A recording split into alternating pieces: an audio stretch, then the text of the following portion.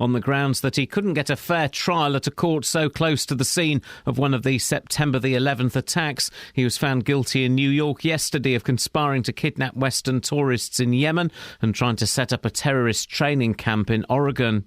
Police in Buckinghamshire searching for a missing colleague say the body of a woman has been found in woodland near the village of Little Kingshill. Thames Valley Police say they believe the body found yesterday afternoon is that of Sergeant Louise Gibson, who was based at High Wycombe. The 43-year-old went missing from Great Kingshill on Thursday evening. Firefighters rescued a woman from a blaze in a bungalow kitchen in Bletchley yesterday evening, caused by an unattended cooking pan. Crews were called to Lagan Court just after 5 o'clock. The body in charge of youth offending in Luton is the first in the region to have been given a national award for its restorative justice programme. The Quality Mark recognises organisations which consistently meet the required standards. More from Alice Glossop. Restorative justice involves victims of crime sitting down and talking to the people who caused them harm. It gives them the chance to tell offenders the real impact of their crimes and to get answers to their questions. At the same time, it holds offenders to account for what they have done, helping them to take responsibility and make amends. More than 100,000 people have signed a petition urging the US Coast Guard to begin a new search for 4 British yachtsmen missing in the Atlantic. The families of the crew think their yacht capsized and the men took to a life raft. Police councils and support groups in Bedfordshire are vowing to work together to encourage more victims of hate crime to come forward. 300 crimes were reported last year. The overwhelming majority were race-related. The county's Hate Crime Task Force is launching a new strategy which includes working in schools. In sport, Milton Keynes boxer Matt Legg has described the chance to fight in front of thousands of fans at Wembley Stadium as an amazing opportunity. The 38-year-old journeyman heavyweight who trains at Luton's Shamrock Gym will fight Watford's Olympic champion Anthony Joshua on the undercard of the Carl Froch versus George Groves rematch at the end of the month. The weather, warm and sunny, but with the chance of heavy and thundery showers, a maximum temperature 23 degrees Celsius. And you can get the latest news and sport online at bbc.co.uk/3 counties. BBC Three Counties Radio's big tour of beds, hearts and bucks. I just think it's an absolutely fantastic place to live. And all this week, we're featuring Wendover. My dad actually worked at Halton Camp and he got posted. It's all about where you live. I moved here because my husband and I wanted to start a family. It's just all such a lovely place. It is a sustainable village. The big tour of beds, hearts and bucks. BBC Three Counties Radio.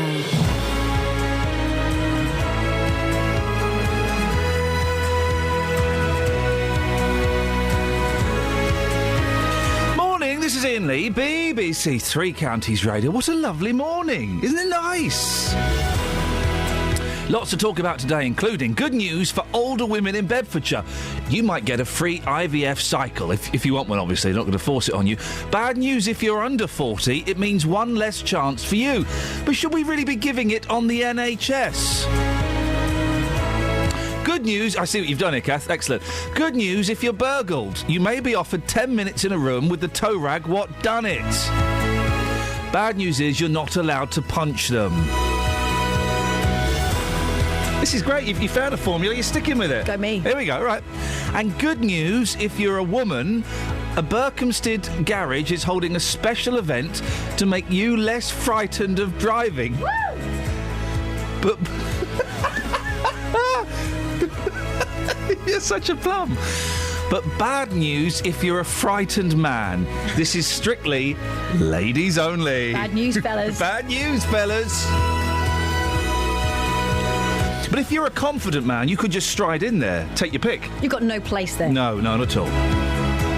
Also, isn't Mark Bolan rubbish? Justin Dealey and I almost came to fists earlier on this morning because we were arguing over Mark Bolan. And I finally caught up with this, is it Richard Scudamore? Is that the gentleman? Producer, yes, Catherine? that is his name. You're right. I'm just worried about what you're going to say next. Don't tell him what was in the email. No, I'm not going to talk about our plans for FIFA. I'm not going to talk about hashtags or anything like that. I'm just going to say, hasn't it got a little bit crazy? The Prime Minister calling for him to step down and lose his job. One does wonder whether there's more to it than meets the eye. I've read what I could content of the emails, and you know, I mean, Yeah, OK, but is it really that bad? You've got to wonder why someone leaked that. Maybe it's the tip of the iceberg. Oh, now you're doing it, you see. You can't say things like that. Keep her away from the tip of my iceberg. 08459 455 555. Across beds, hearts and bucks. This is BBC Three Counties Radio. This is Catherine. Yeah. Right, I'm going to send you an email. Oh.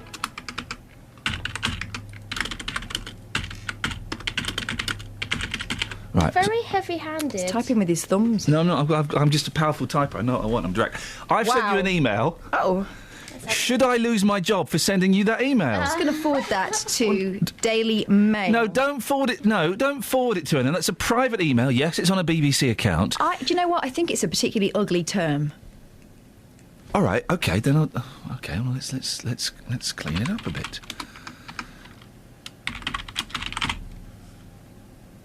Is that better? No. I put the word nice in front of it. No, still pretty nasty. Should I lose my job, though, for it? Should I lose my job?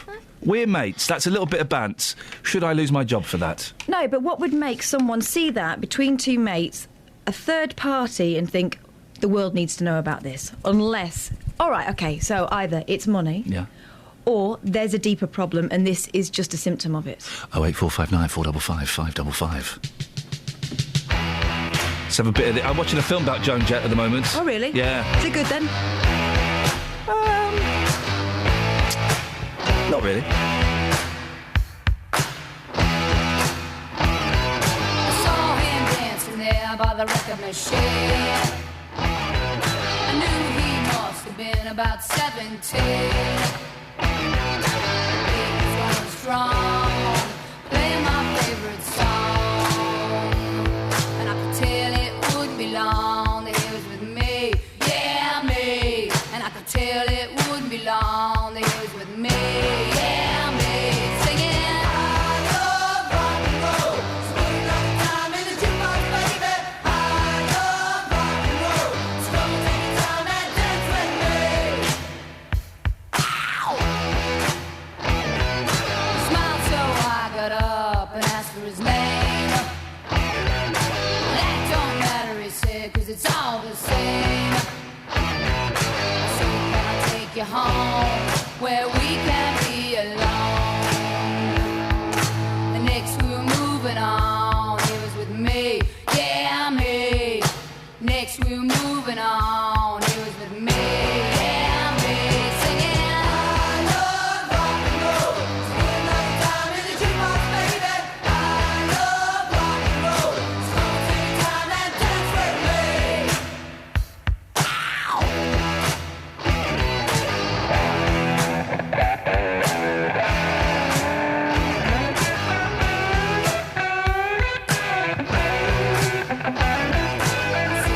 Take you home where we can be alone. Next we were moving on, he was with me, yeah, me. And we'll be moving on and singing that same old song, yeah, with me. Singing, I love rock and roll, so put another dime in the jukebox, baby. I love rock and roll, so come and take your time and dance with me. I love rock and roll, so put another dime in the jukebox, baby. I love rock and roll, so come and take your time and dance with me. I love rock and roll, so put another dime in the jukebox, baby. I love rock and roll, so come and take your time and dance with me. I love rock and roll, so put another dime in the jukebox, baby. I love rock and roll, so come and take your time and dance with me. I love rock and roll, so put another dime. A little bit of Joan Jett, yes, please. Thank you very much. Now, proposed changes to IVF in Bedfordshire could mean an extra chance for the over 40s at the expense of younger women. For the first time, women aged 40 to 42 will be offered one free cycle, but that would mean that those aged between 23 and 40 are offered two cycles rather than the current three. Keen to get your thoughts on this. 08459 455 555. Josephine Quintavalli is the director of CORE, Comment on Reproductive Ethics. Good morning, Josephine. Good morning, Iain. What's your take on this? Well, I would like to see money being spent on educating women to understanding more about their reproductive cycle and the time in their lives when they're more likely to get pregnant, so that they're not. I think at the moment women have the idea that if you wait and wait, it doesn't matter. The IVF clinic is there, and you'll be able to go, and whatever you'll be, able to have a child. Because I think even this idea of one cycle post 40, the success rate will be absolutely minimal. But it will be minimal, but there will be success for families who can't have children, and it's not just because they've left it late. There are, of course, many reasons why some couples can't have children. No, indeed. If there are many reasons which are not about just postponing, then I think that part of the national health is to cure, and I think that's absolutely right. We should be investigating and helping couples, because it takes two, and sometimes it may be a problem with the male. Then I think absolutely money should be spent in that way. But I feel more than discussing how the money should be spent, I think women have to realise that it's most likely that they'll still be unhappy and unsuccessful, and that's why I would suggest that we do try and encourage a society that allows women to have children when they're younger, and doesn't give this idea that it doesn't matter, wait, and you will be successful later on. I think they are allowed to have children when they're younger, aren't they? They're allowed to, but I mean, up to a certain point. There are some professions where if you stop to have children, you'll hardly ever get back into the game. Law, for example, is very, very demanding, and it is difficult sometimes, especially for professional women, to interrupt their professional careers to have children. So I think we should look upon children as a great benefit to the nation, and we should do everything possible to ensure that couples can have children when it's easy to have them. And then, there would be more money available to deal with the real physical problems that some women will have. So, Josephine, you're not against IVF in general, is that right? Well, there are many aspects of IVF. Some of them that I'm not happy with, but I think in general we shouldn't talk so much about IVF as assisted reproduction fertility treatment, because looking at what the issues are, I think most couples would much prefer to have natural intercourse and get successfully, get pregnancies arrive successfully. Yeah. IVF is a very invasive procedure, and some of the drugs are still controversial, etc., etc. It's not. Which shows how desperate. Route. Oh no, of course it's not. Which shows how desperate some couples are to have babies. The fact that they go through that. I understand that. I wasn't aware that women were having IVF just because they were a little bit older. I mean, you can still get pregnant through natural intercourse at 40, can't you? I thought this was... Exactly, no, you can, but you do. There is a dip in female fertility. And I think also, we mustn't exclude the male from it, because sometimes, a lot of focus on the woman, but men can have problems as well. But definitely, it's indisputable biologically that we have lower fertility rates as we get older. Do you think, Josephine, at the age of 40 and above, you're too old to have a baby? No, I certainly don't think you're too old to have a baby, and many do have them, but it's much more difficult to do it naturally, and that's indisputable.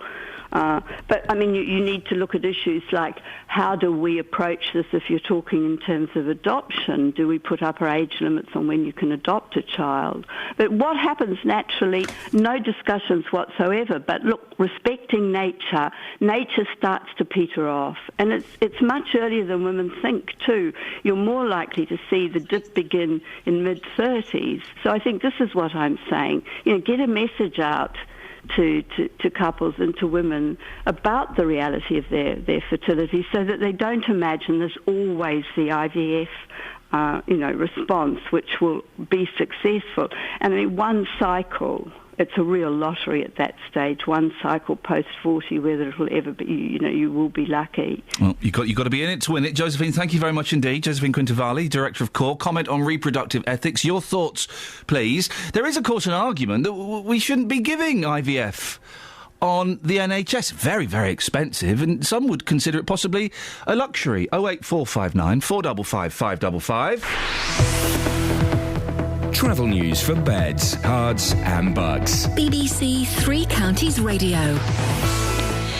the M1. So far this morning... Focus today, Nicola. Focus. Just at all times. Don't cry. Just focus. I read your tweets yesterday. Focus. You can do this. You can do this, okay? And concentrate. Just to let you know, Alice Glossop, who's normally in your chair, she's in our chair. I can see Alice through the glass here, okay? Good morning, Alice. Good morning. See, Alice Glossop is here, okay, Nicola? All I'm saying is, no pressure, but if you mess this up, that's it. Away you go. And breathe.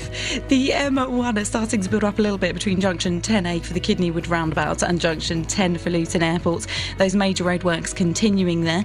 The A414 in Park Street starting to build up a little bit around the Park Street roundabout. And on public transport, there is disruption at the moment on First Capital Connect between East Croydon and St Pancras International. There's some overrunning engineering works causing problems there. Nicola Richards, BBC Three Counties Radio. Oh, fair play.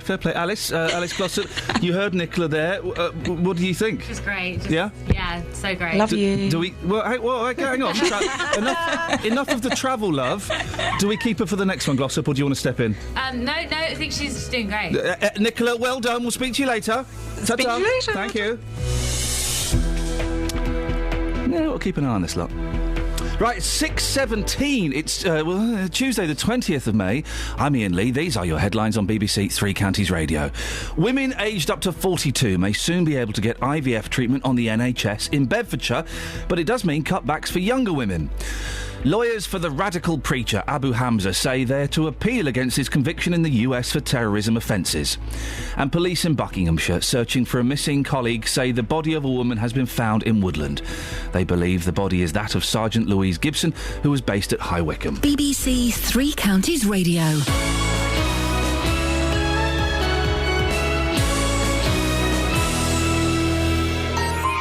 If you've missed any of the programmes from the last week, you've missed things like this. I don't want to say cured me, but it didn't quite bring down the level of sort of background anxiety that you get with generalised anxiety disorder. But there is a way you can hear it all again. Do you feel like a different person? Completely. Go to bbc.co.uk/Three Counties and click on Listen Again. Throughout this whole interview, you've been very calm and quite chirpy, not anxious at all. bbc.co.uk/Three Counties. So there's pictures of Lily. Can't think of any other songs about onanism. Ah, yes, the Vapors. I love myself.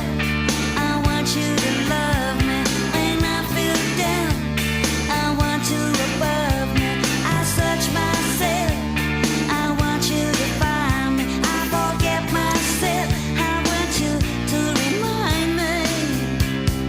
I don't want anybody else. When I think about you, I touch myself. Oh, I don't want anybody else. Oh no, oh no.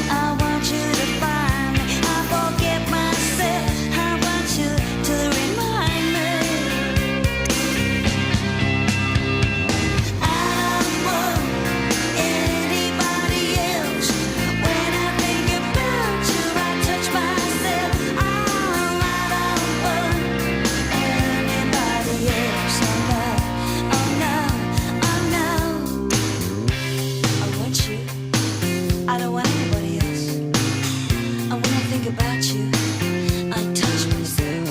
Oh, oh, oh. I don't want anybody else. When I think about you, I touch myself. Oh, I don't want anybody else. When I think about you, I touch myself. I touch myself. I touch myself. I touch myself. I touch myself. I touch So there's this, pictures of Lily, and turning Japanese. Boy, that was a shock to find out what that was about. Very rude. Isn't it rude? Isn't it, though? Did you know that, girls? What? Turning Japanese. What's it about? Oh! Yeah. You will never hear it the same again. Oh, I get it now. Yeah. It's terrible, isn't it? Yeah. It's sexy racism, I like to call it. I don't. 08459 455 555 is the telephone number if you want to give us a call. Now, restorative justice is a technique the police have been using for a while now. Basically, it involves getting burglars and muggers to meet their victims in an attempt to make them understand the impact of their actions. Well, Luton's youth offending team are so hot on this, they've won an award. Joining me now from the Restorative Justice Council is the Chief Executive, John Collins. Morning, John. Good morning, Ian. Tell me more about your organisation, because you're not the police, are you? What are you? No, we're an independent charity, and we're a national membership body for people who provide restorative justice. And it's our role, really, to set standards for high-quality restorative justice and to provide quality assurance to make sure that people are meeting those standards. What exactly is restorative justice? Because it isn't, as much as some people would like it, it's not getting the tow rag and the victim and locking them in the room and giving one a knuckle duster, is it? There's a little bit more to it than that. It absolutely isn't. I mean, the idea of restorative justice within the criminal justice system is you bring together the victim and the offender, and it's an opportunity for the victim to explain the impact that the offence had on them and to potentially receive an explanation and an apology. And it can help offenders as well to understand the impact of their actions, to take responsibility for them and to make amends. And I think that often victims can be left feeling quite marginalised by the normal justice system. And this is an important way to get them more involved, and we know that it improves victim satisfaction, but it also reduces reoffending, which means fewer victims in the future. Victim satisfaction, what's that, and how does it improve it? Well, basically, if you ask victims about how they feel about the criminal justice process, too many of them feel that they haven't had a good experience, that they don't feel like they've got what they want out of it, that they're left feeling dissatisfied by the whole experience. Restorative justice can make them feel like they've got involved, like they've got something out of it that they want, and that they understand why the crime happened, and that something happens to make it right.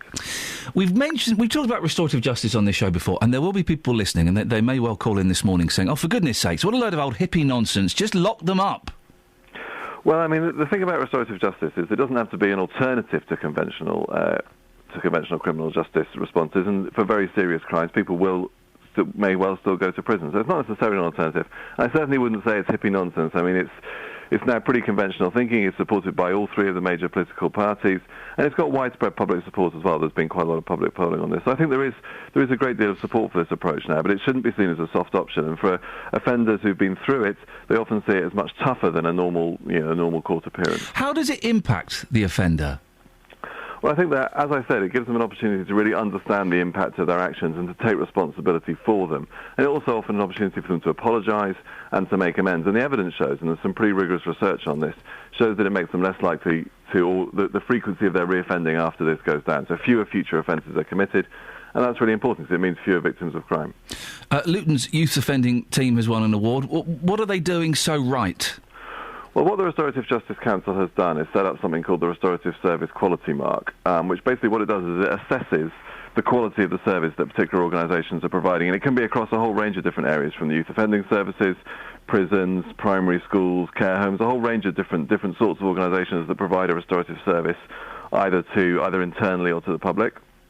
It assesses the quality of their service that's providing across 6 key, what we call restorative service standards, so 6 areas which judge whether or not they're doing a good job, and tries to ensure that the organisations are providing a safe, high-quality service. And Luton Yacht's one of 10 organisations across the country who've now achieved this standard. Thanks very much, John. Appreciate your time. John Collins, Restorative Justice Council, the Chief Executive. You want to have your say on that? 08459 455 555. Maybe you've been the victim of crime and you think, yeah, that sounds like quite a good idea. Or no, hang 'em and flog 'em. Hang 'em and flog 'em, for goodness sakes. 08459 455 555.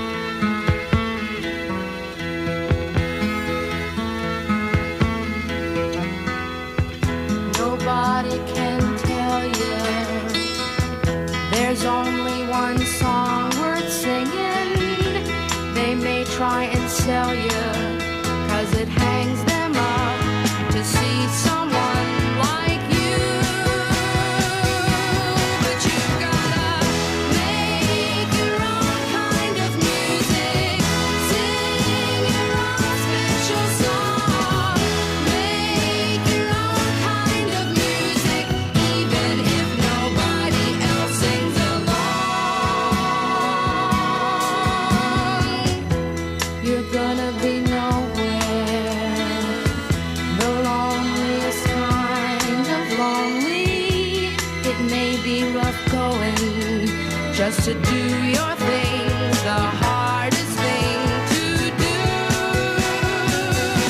But you gotta make your own kind of music, sing your own special song, make your own kind of music, even if nobody else sings along. So if you cannot take my hand, and if you must be going, I will understand.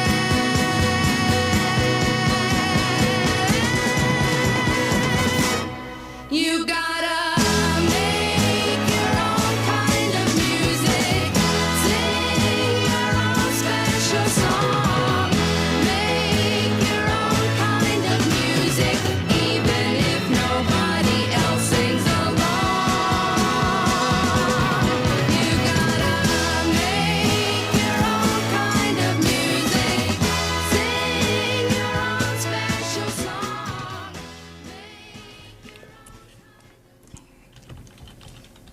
Speak. Why? Your job. No, my job is to keep an eye on you three.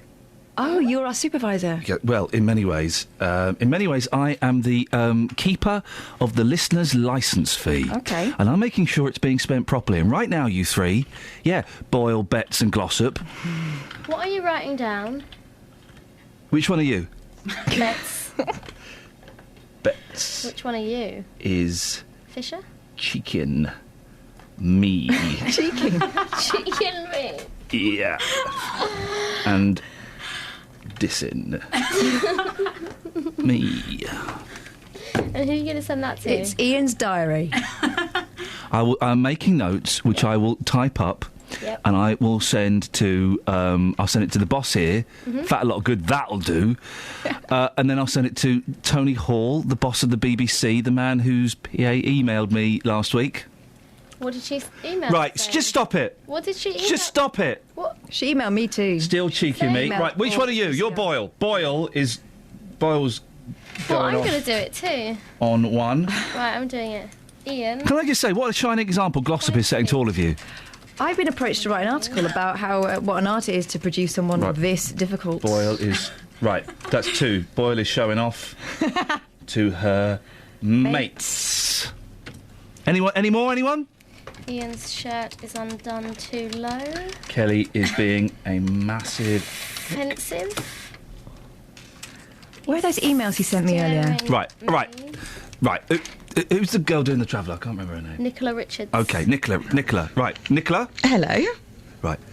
Nicola is being disrespectful to me. We trouble already. Oh no, day two. Right, now she's continuing and not apologising. Right, that's fine. That's all four of you. All four of you are going down. Oh no, I played the wrong thing. Well done. Ian can't use the studio. Kelly stitched me up like a kipper. You are in serious trouble. Travel news for beds, cards and bugs. BBC Three Counties Radio. The M25 heading anti-clockwise, starting to build up now on the sensors between junction 21, the M1, and junction 20 for Kings Langley. Taking a look at the sensors in Bricketwood, looking very heavy at the moment on the North Orbital Road, just off the M25. And so far, taking a look at public transport, which is getting in that normal service is now resumed. And that was on First Capital Connect between East Croydon and St Pancras International. Nicola Richards, BBC Three Counties Radio. Watch it, Richards. Across beds, hearts and bugs. This is BBC Three Counties Radio.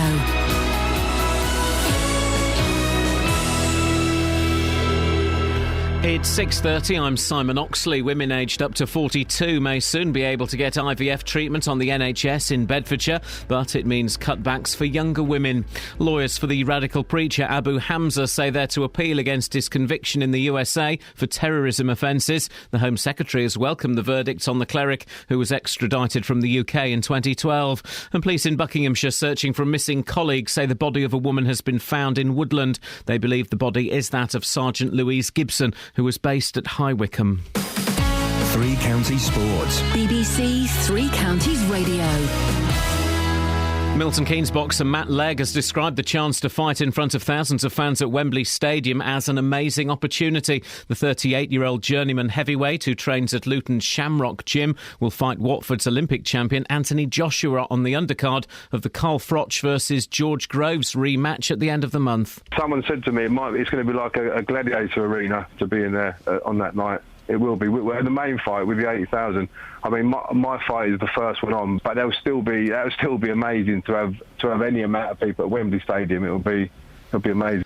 After being left out of England's World Cup squad, Ashley Cole is now set to leave Chelsea. New Manchester United manager Louis van Gaal has told Dutch television he wants to bring the club back to the number one position they occupied under Sir Alex Ferguson. And Milton Keynes Dons manager Carl Robinson is predicting a busy summer as he rebuilds for next season. The Dons are waiting to see whether Stephen Gleeson and Anthony Kay sign new contracts, but it looks as though Mark Randall will sign his deal. Well, Mark Randall is signed a very short contract with the football club, and he's took an opportunity that a lot of players wouldn't take, and I wanted to work with him for another year.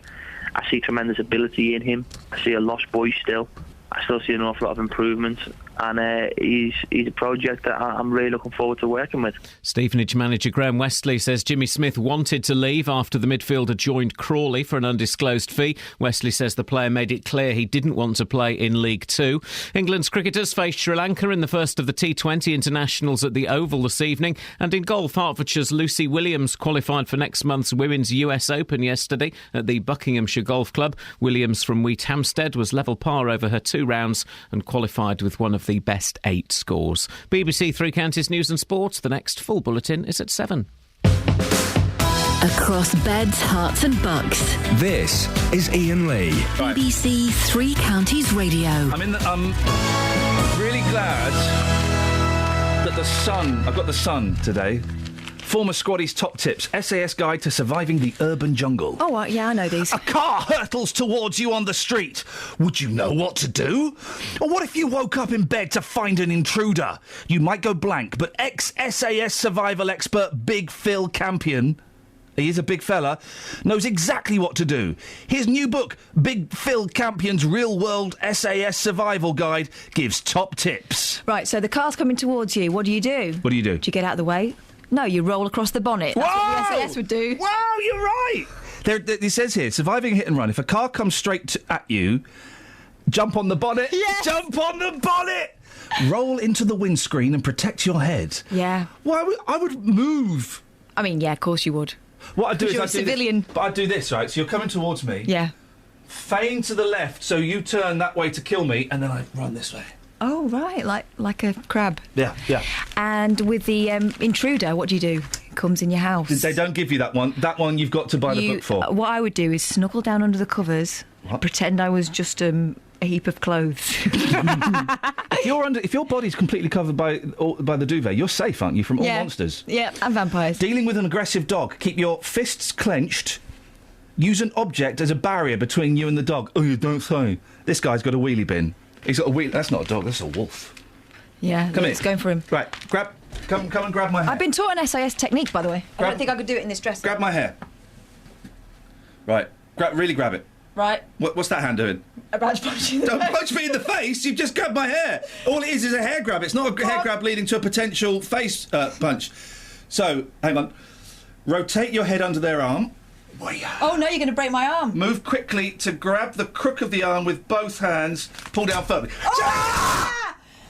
Oh, that was effective. Yeah? I know a different one, and this is one I was taught by an SAS man himself. Oh, yeah. If someone comes at you from behind, Hello. then your luck's in. what you do... No? What you do is this. You buckle forwards. You don't What, to try make- and fight backwards. to That's what he expects you to do. Yeah, you buckle forwards. Buckle forwards, take the knees out. You buckle forwards, come here. I can't do it. No, I can't do it in this dress. Oh, you can't. Buckle forwards, grab his knees Yeah. through your knees. Yeah. Wham! OK, here's how you thwart a burglar. Snap his neck. OK, gosh. Oh, dear. All the tips involved snapping people's necks. Here's how you thwart a burglar. Have a pebble or gravel driveway. Isn't it about leaving the radio on? Or install CCTV. Coping with a mugger. Always carry a mugger's wallet with limited cash inside you can hand over instead of your real one. If you think you're in danger, scream fire. So always bring extra money for the mugger. That's like giving them your dinner money, isn't Giving it? them a tip. Is a tenner. Encountering a gang. Walk confidently and avoid looking like a victim. Keep your head high and your shoulders back and take measured, purposeful strides. If things get noisy, alert people. Kick cars to set off alarms. Yeah, because people come running out of those, don't they? Listen to this self-defence tip, right? Use any self-defence skills you have. Well, that's not a tip. Poke in the eye, twist of the... and then Chinese burn. Chinese burns are quite pleasurable. Give me one. What? Give me your best. Go on, go on. No, I can't. Let me give you one. No. Why? I don't like them. You don't know? When was the last time you had one? I don't like it. Why don't you like it? You ready? Ow! Oh. It's nice, isn't it? It wakes you up. It's when it stops. Yeah. Those Chinese are vicious, aren't they? Shame they can't whisper. Have you got anything? Yes, an old cat. Oh, man alive! Chasing mice is a distant memory, and her fur isn't as fluffy as it used to be. Yeah. How old's your cat? God, that's really affected you. Look, you're rubbing your arm. Well, wait, I bruise like a peach. You're going to have some explaining to do. How old's your cat? She's 15. She is tiny spring chicken in the cat world compared to Poppy, who is 24. What? And how did she achieve that great age while looking so great? She looks like a stuffed cat. She looks like the worst stuffed cat I've ever seen. All she eats is KFC. Oh, what? Yeah. You can't give a cat KFC. No, I gave very naughty. I gave Velvet some chicken last night. Did you? What did she say? Thanks. Thanks, Ian, I love you. Hey, we should stop... what's wrong? Just a little bit of... Is it smarting? Yeah. You did it to me first. It's... Yeah, but mine isn't showing God, up. look what's happening to your arm. I know, I told you. Wow. Anyway, at least I've got some Ev. Stop wasting cash on cancer. What? Who would say that? Me. Why? No, I'm reading it. Oh, Sorry. right. Says Chris Packham, presenter's plea to fund wildlife instead. He's always coming out. Well, sometimes he comes out and speaks sense. The whole thing about the pandas, I agree with. We don't need them. Let's get rid of them. But this is interesting. Telly Springwatch host Chris Packham is one talks like that. All right, there's no need for that. I'm just getting personal about it. No, it's the theatre of the mind. I'm just painting a picture, a verbal picture. It talks like that. Spiky hair. It's really like well it. shown. Talks like that. Telly Springwatch host Chris Packham has. You're right. Yeah. Has shocked cancer patients by declaring research cash should be diverted to wildlife instead. Oh, dear. The BBC naturalist says in the latest Radio Times, we'll need to stop chasing cures for cancer and things like that. Cancer and things like that. And start realising the health of the planet goes beyond the health of human beings. Oh, nice try, Chris. Chris Packham! Do you want to do one more and then we'll play a song? Should we just play a song? Yeah.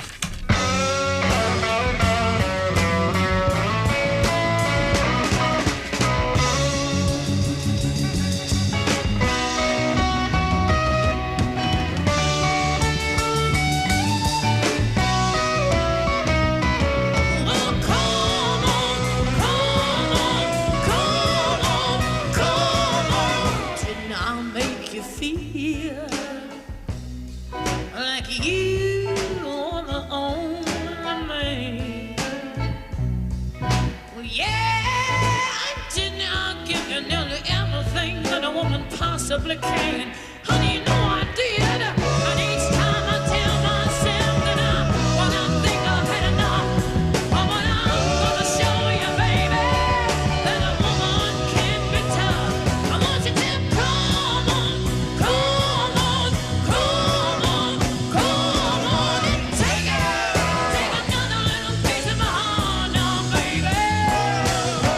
Break another little bit of my heart now, yeah, yeah, yeah. Have another little piece of my heart now, baby. Well, you know you got it if it makes you feel good, oh yes indeed.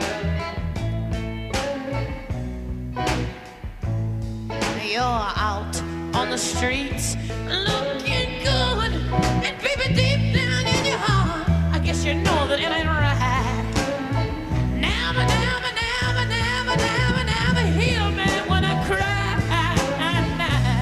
Baby, I cry all the time, but each time I tell myself that when I can't stand the pain, but when you hold me in your arms, I'm saying it once again.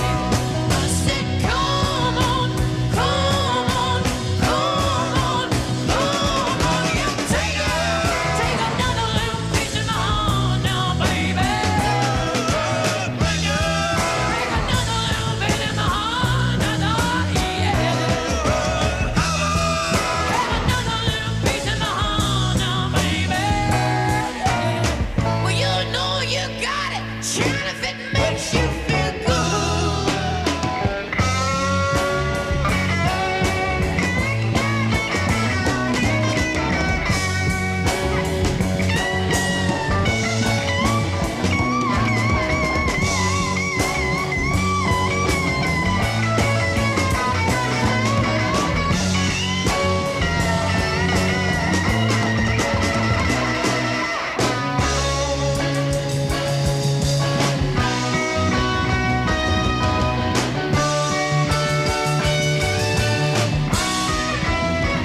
I need you to come on, come on, come on, come on and take another little piece of my heart now, baby.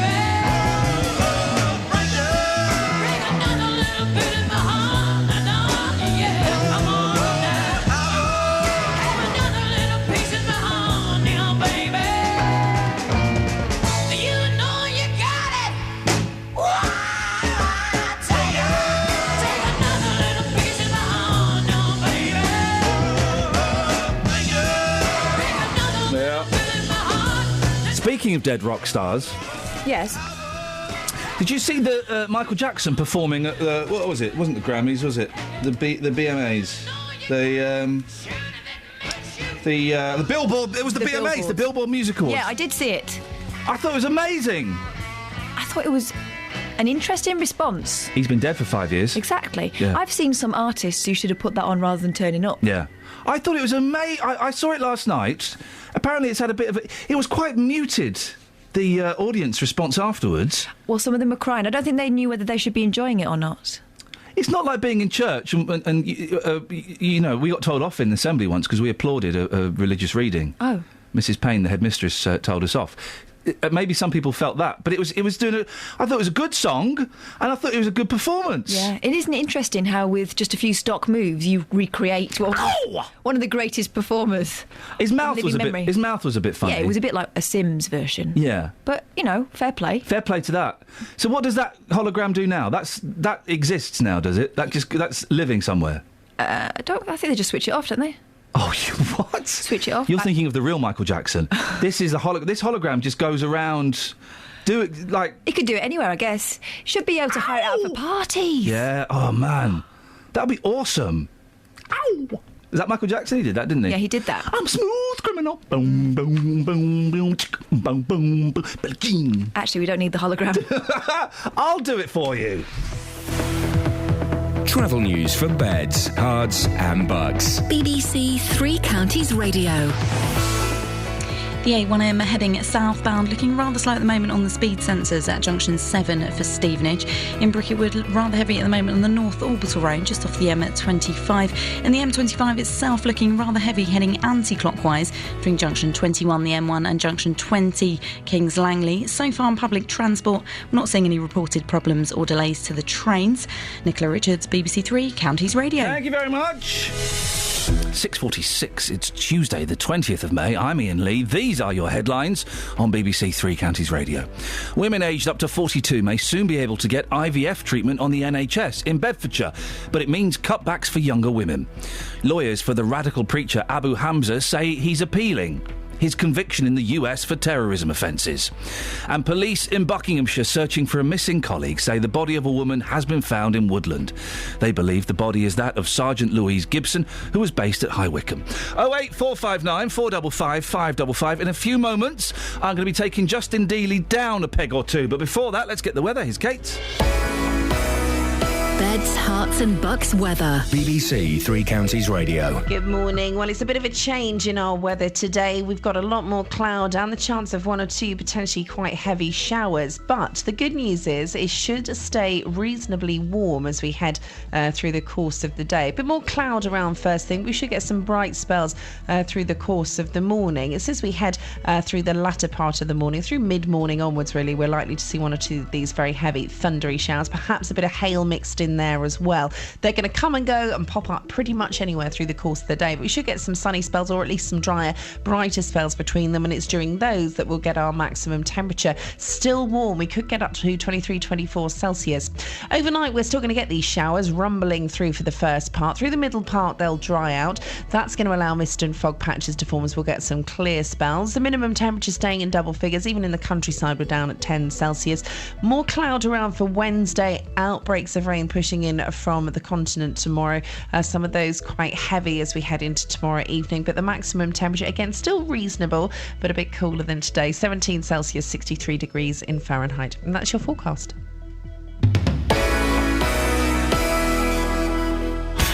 Every weekday from 12, Nick Coffer brings you... Why did Wet Wet Wet break up? You know, it surprised me that it lasted so long, but I think there's always going to be something that trips you up. Great guests. Milton Keynes Charity is celebrating its 5th anniversary after changing many young people's lives. Great music. This is the Drifters kissing in the back row of the movies. Hello to Adam, who has messaged me, so I'm playing some great tunes today. Great conversations. I'm in the library in Houghton Regis as part of our big tour. A lot of Houghton Regis was mainly 18th, 19th century. There was a big fire in the 1600s which burnt the village out. Nick Coffer, weekdays from 12 on BBC Three Counties Radio. You're gonna lose that girl. Yes, you're gonna lose that girl. You're gonna lose. Yes, you're gonna lose that girl.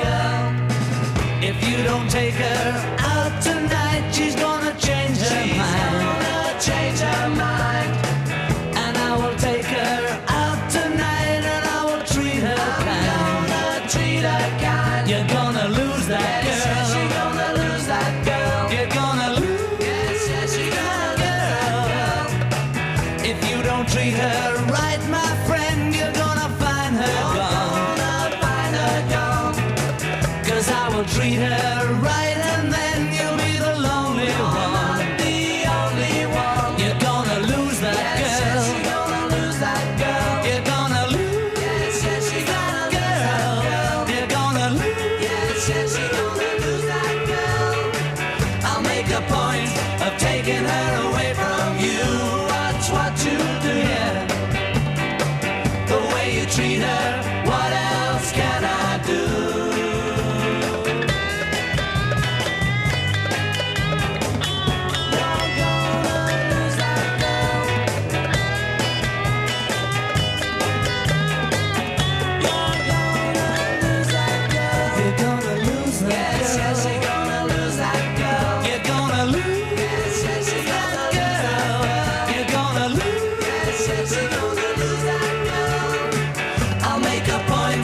Taking her away from you. Watch what you do, yeah. The way you treat her, what else can I do? If you don't take her out tonight, she's gonna change her mind. She's gonna change her mind. And I will take her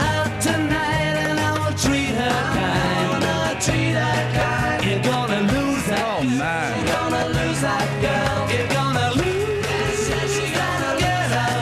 You're gonna lose. Getting lots of feedback, Catherine, about your beavering.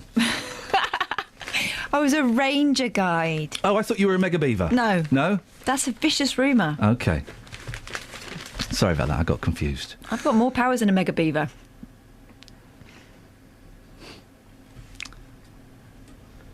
Justin? Morning, boss. Where are you? Are you in here? No. So this is the best quality I've ever heard you on. Are you sure you're not in this Listen, room? I've upped the ante. I've said to the bosses, look, I want quality. Are you in your own studio? Maybe. I'm in the J Dismobile. What? J Dismobile. That's not what you said. You said the J Dismobile. Yeah, I know. Where are you? I'm in the radio car. No, you're not, because the radio car don't sound nothing like Listen, this. I promise you, hand on my heart, okay, I'm in the radio car. I want to word with you. What about? You're a muppet. Why? What have I done? Well, you think Mark Bolan's good. Who doesn't think Mark Bolan's good? Me, Catherine. What? Me. Yeah. What's the matter with you two? He's rubbish. Get it on. Oh, what a great song. And every other song after that is a weak version. I like the boogie. Yes. I like the boogie. I did the bug boogie. Jeepster? I like the boogie. Metal Guru? I like the Jeepster. I like the Metal Guru. No, Metal Guru and Ride a White Swan and all that all sound like the same song. He said, and also it's Metal Guru. What's all this Metal Guru? Listen, Mark Bolan, an absolute legend. Whenever I talk to ladies about Mark Bolan on my Saturday morning music programme, they all go weak at the knees still. That man, yes, he could sing, great records, but charisma as well. He was a beautiful boy, although you disagree with that, Catherine. Yeah. He got very puffy towards the end. Yeah.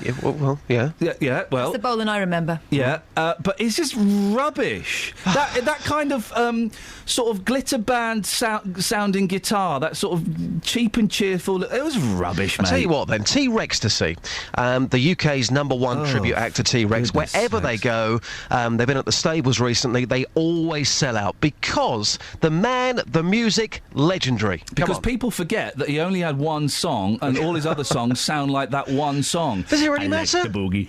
I get the bug boogie. I like the Jeepster. What was it? Name another song. Oh, there's so many to choose from. Well, go on then. Name me 5. Okay, Get It On. Yeah. Metal Guru. Yeah. Jeepster. Yeah. Ride a White Swan. Oh, I'm not even going to count that. Why? Because it's not a song. Sing it. I like to boogie. Girl, you're just a Jeepster for my love. There you go. That's why Mark Bolan's good, you see, in comparison. 08459 455 555. Now, listen, this, what's his name? Richard Scudamore. Yes, the Premier League chief exec. Apparently he's on £1.2 million a year. Wowzers. Now, what? He sent some... There's all this furore about these naughty emails, he said. Well, David Cameron's saying if he was his employee, he'd sack him. Now, I've tried to find the emails this morning. I couldn't. I have found excerpts from the emails. They're not particularly pleasant. Well, he's used, how can I put this politely? Don't put it. Yes. He's referred to women as a word that not even my mates would use down the pub. He's and referred to a group of people by their a horrible name for their private parts. Yes. And you would expect it of a 14-year-old boy, but perhaps not a 50-something man. Exactly. You would expect it of a 14-year-old boy. So he's referred to women in a private email in a sexually unpleasant way. Okay? Yep. And he's made sexual jokes about them in a private email. Now, Catherine, I sent you 2 private emails today. Should I be sacked for those emails? Yes. That's the wrong answer.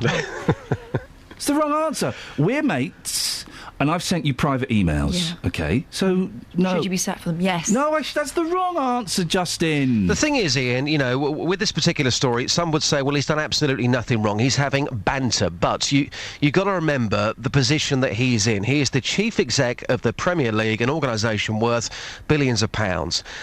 He should not be doing this. I don't think he should be sacked, but I think, you know, what he's done is very, very wrong. He's acting like a kid, and he's making himself look incredibly stupid. I think the PA, who I believe was a temp, who leaked the story to the Daily Mirror, I'd be interested to find out if she got money for that. She probably did. Yeah. She probably did, but then again... Well, hang on. So if we're taking the moral high ground, I would say that was more immoral. And we don't know. Let's assume she did for a second. Yeah. If she got money from the Daily Mirror for those emails, I would say that is more immoral than what Scudamore said in his emails. I'm not defending what he said. Yeah, I know that, but I suppose you could say there's no smoke without fire. Here we have a man who's in a very powerful position, and she thinks that he's doing something wrong.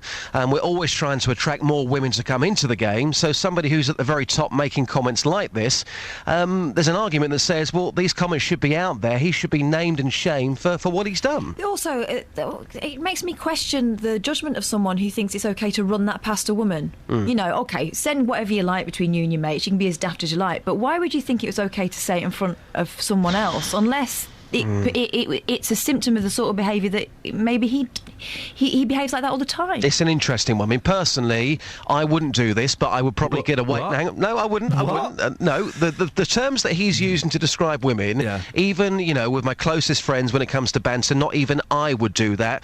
I probably would get away with it because I'm not in a position of power. Here we have a man who's looked, you know, people look up to him, so he certainly shouldn't be doing this. But whether he should be sacked or not, I don't think so. Let's put it out there. Should Scudamore be sacked? 08459 455 555. You've been speaking to members of the Great British. Yes, I have. Some brief reaction on this to come a bit later on. But here's somebody I spoke to a moment ago. I explained to this lady the comments. Did you say the comments? Yes, to her? I did. I did. I explained the comments because I think I needed to. It's been nice working with you. Yeah.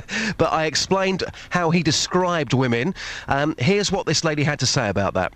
I think that it's not appropriate. I think that colloquial slang shouldn't be used in such a professional setting, and it should be changed.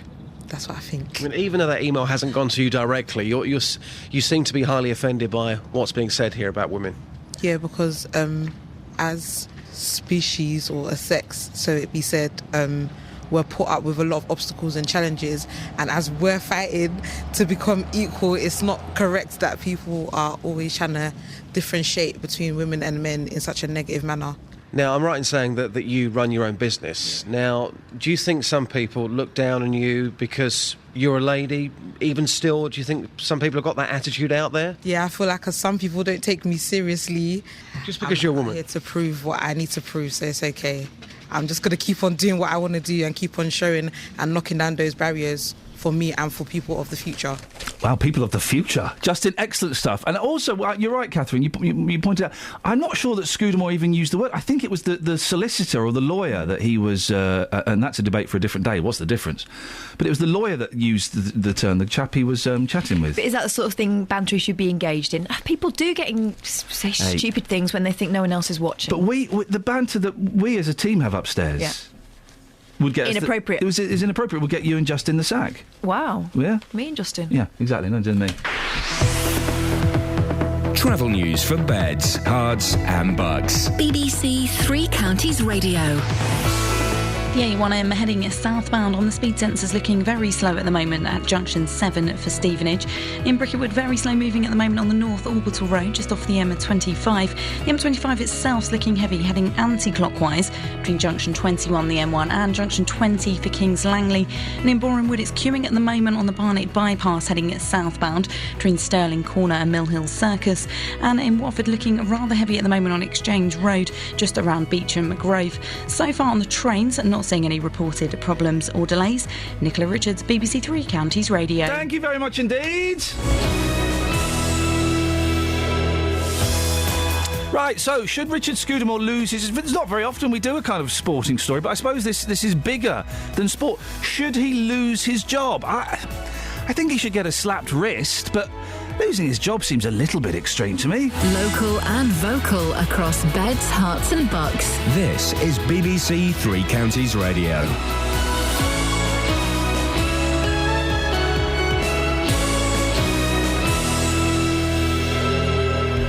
It's 7 o'clock. I'm Simon Oxley. The headlines: changes proposed to IVF treatment in Bedfordshire, Abu Hamza to appeal terrorism convictions, and body found in search for missing Buckinghamshire police officer. BBC Three Counties Radio. Women aged up to 42 may soon be able to get IVF treatment on the NHS in Bedfordshire, but it means cutbacks for younger women. Under the plans, those aged from 23 to 40 would only be entitled to 2 cycles of IVF instead of the current 3. More from Iain Duncan. Providing one cycle of treatment for women aged 40 to 42 would take the cost of IVF provision on the NHS in Bedfordshire to £1 million, an increase of £200,000 on what's currently spent. The Clinical Commissioning Group wants to meet the recommended national guidelines for women aged up to 42.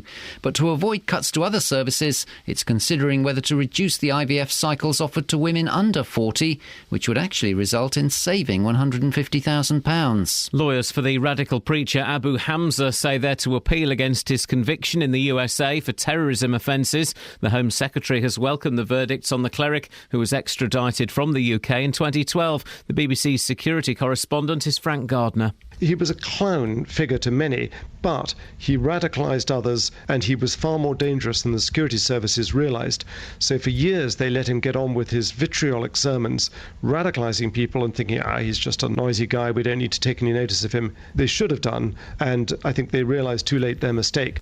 Police in Buckinghamshire searching for a missing colleague say the body of a woman has been found in woodland near the village of Little Kingshill. Thames Valley Police say they believe the body found yesterday afternoon is that of Sergeant Louise Gibson, who was based at High Wycombe. The 43-year-old went missing from Great Kingshill on Thursday evening.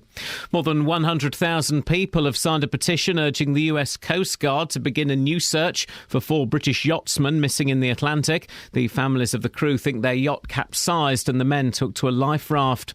The body in charge of youth offending in Luton is the first in the region to have been given a national award for its restorative justice work, where victims of crime come face to face with offenders. John Collins is from the Restorative Justice Council. Luton Yacht's one of 10 organisations across the country who've now achieved this standard. There is a great deal of support for this approach now, but it shouldn't be seen as a soft option. And for offenders who've been through it, they often see it as much tougher than a normal court appearance. Firefighters rescued a woman from a blaze in a bungalow kitchen in Bletchley yesterday evening, caused by an unattended cooking pan. Crews were called to Lagan Court just after 5 o'clock. Police councils and support groups in Bedfordshire are vowing to work together to encourage more victims of hate crime to come forward. 300 crimes were reported last year. The overwhelming majority were race-related. In sport, Milton Keynes boxer Matt Legg says fighting on the undercard of the Froch Groves rematch in front of thousands of fans at Wembley Stadium is an amazing opportunity. The 38-year-old will fight Watford's Olympic champion Anthony Joshua at the end of the month. The weather staying warm but with a chance of heavy and thundery showers, a maximum temperature 23 degrees Celsius. And you can get the latest news and sport online at bbc.co.uk/3 counties. BBC Three Counties Radio's big tour of beds, hearts and bucks. It's cuteness and the walks. There's brilliant walks. If you're a dog lover, it's a great place to be. It's all about where you live. We're a big mixture. A lot of people moved in, but I know people who've always lived here. We're featuring Wendover. You've got the Wendover Woods. It's a nicer community. The big tour of beds, hearts and bucks. BBC Three Counties Radio. Morning, Iain Lee, BBC Three Counties Radio. A busy show this morning. Coming up, good news for older women in Bedfordshire. You might get a free IVF cycle. However, if you're under 40, it will probably mean one less chance for you. Does that seem fair? If you're a woman, a Berkhamsted garage is holding a special event to make you less frightened of driving. Are women really frightened of driving? And Richard Scudamore, he's the fella that's been sending, well, not particularly nice emails about women, but should he really lose his job? Yeah, he's been an idiot. Yeah, he's got caught, but lots of people have done it, haven't they? We say things in private emails that are meant to be, well, you know, private. Surely he should have a slap wrist. He's been humiliated in the press, and let him get on with his job. Facebook.com/BBC3CR. You can send me a text, 81333. Start your text, 3CR. But the best way to get in touch is to give me a call, 08 459 455 555. Across beds, hearts and bucks. This is BBC Three Counties Radio. Before the news, I was having virtual fisticuffs with, what's his name? At least Jason Donovan, Justin Dealey. It's the initials, and the hair, and the attitude. and the career trajectory. Who he thinks that Mark Bolan's brilliant. He's not. Bolan's rubbish. Bolan is rubbish. Get It On is a great song. But the act is rubbish. This is why he didn't sell a record in the States. The States were wise to him. They were wise to the fact that there was nothing there. Phil has texted in, at last. I thought I was the only one who didn't get Mark Bolan. Phil, there's nothing to get. He's a haircut and a sparkly guitar. And that's it. 08459 455 555. Now, good news if getting pregnant hasn't been as straightforward as you'd hoped. There are proposals to offer a free cycle of IVF to women aged between 40 and 42 in Bedfordshire. But don't get too excited. As we all know, the NHS isn't made of money, and giving those women a chance would mean taking one away from 23 to 40-year-olds. Under the clinical commissioning group's plans, they'd get 2 cycles rather than the 3 they're offered now, which, by the way, is the number that NICE recommends. Well, in a moment, we'll hear from Dr. Diane Bell, who's Director of Strategy at Beds CCG. But first, let's talk to Susan Seenan, who is Chief Executive of the Infertility Network. Morning, Susan. Good morning. Susan, what's your take on this? Well, we're delighted that the CCG are considering offering 1 cycle to women aged 40 to 42. It's a very small group of women who benefit from it because they have to have not previously had treatment and also have a good ovarian reserve, so there's a good chance the cycle will be successful. So that's good news, but we would be very disappointed if the CCG then reduced the provision from 3 to 2 for the main body of women who need IVF treatment. As you said, that 3 cycles is what's recommended by NICE, and that's based on cost and clinical effectiveness, and that's the right number of cycles to offer to people. If 3 cycles is the recommended amount, then is 1 cycle for older women going to be enough? Well, again, that's the recommendation made by the body of experts which made up the NICE guideline group.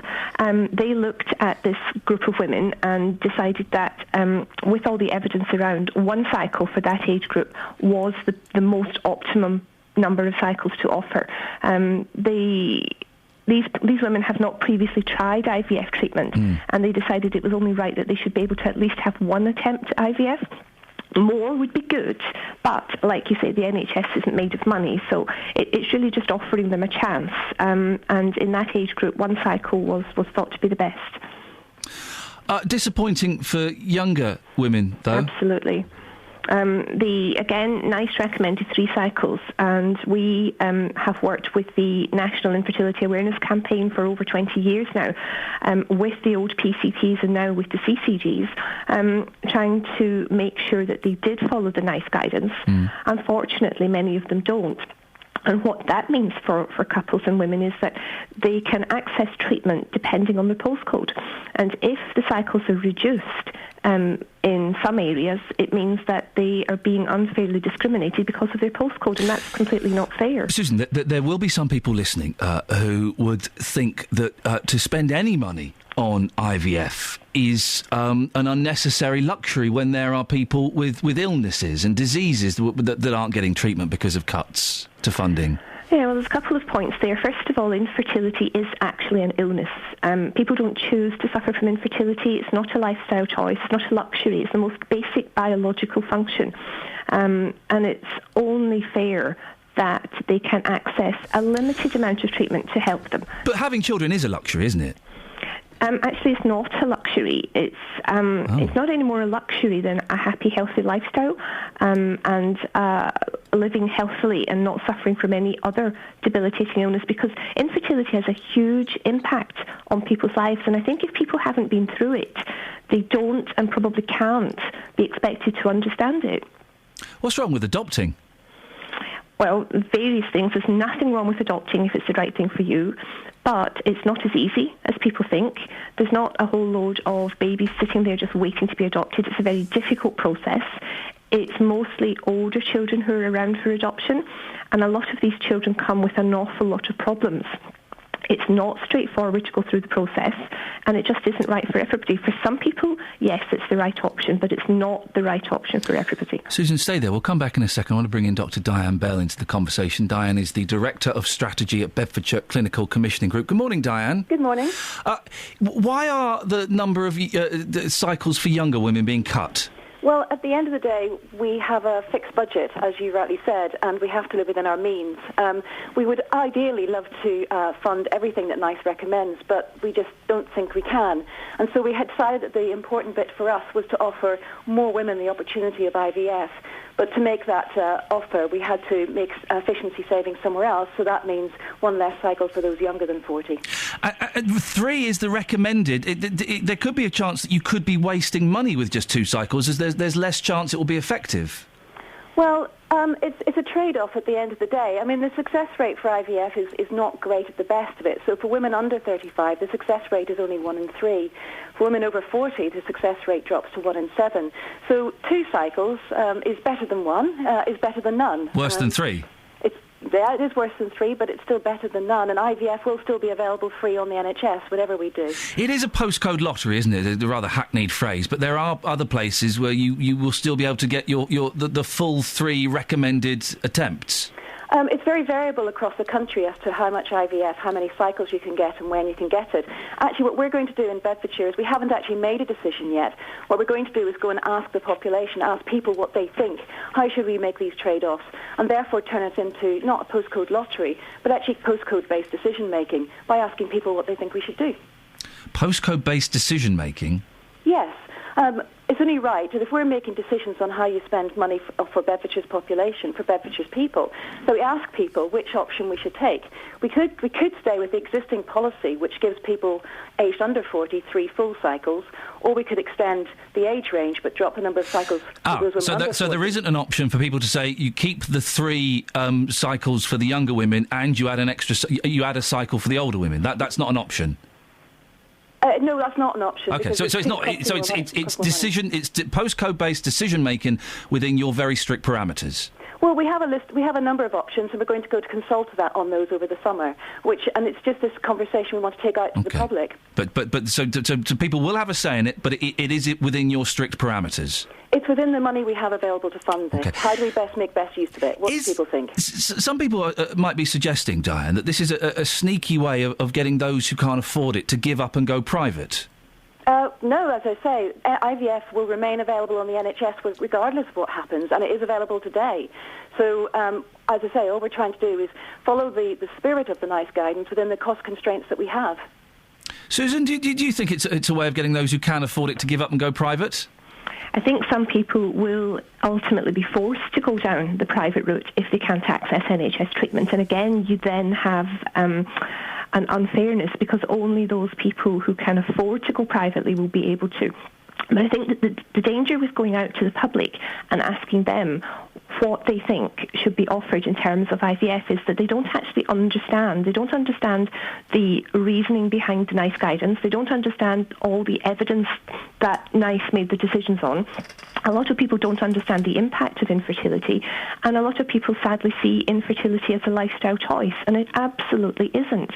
And the danger with going out, I think, and asking the general public what they think is you will get a lot of people inputting to a decision that they don't actually understand. NICE made these recommendations based on cost and clinical effectiveness.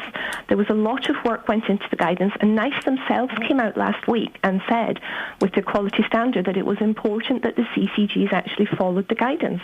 So I don't agree with actually going out and asking the public when we have a central guidance which categorically says what is the best option for patients. Diane? Well, like I said, in an ideal world, we'd love to fund everything that NICE recommends in terms of its guidance. NICE sends out guidance on almost everything, but we have to make local decisions about how to spend our limited pot of money. And I think, as taxpayers as well as patients, I think the public deserve a right to have a say on how we make some of these trade-offs. The consultation we're going to do is not just a general consultation. We're actually going to target and speak to people we think have a special interest in this area. So it's not a sort of a general catch-all. We're actually going to be quite clever about how we do this consultation. We want to hear from anybody who feels they've got an opinion or anybody who wants to get involved in this, and they can do so through our website if they want to get in touch with us about this. Diane, is this a forerunner to knocking IVF on the head altogether? No, it's not at all. No.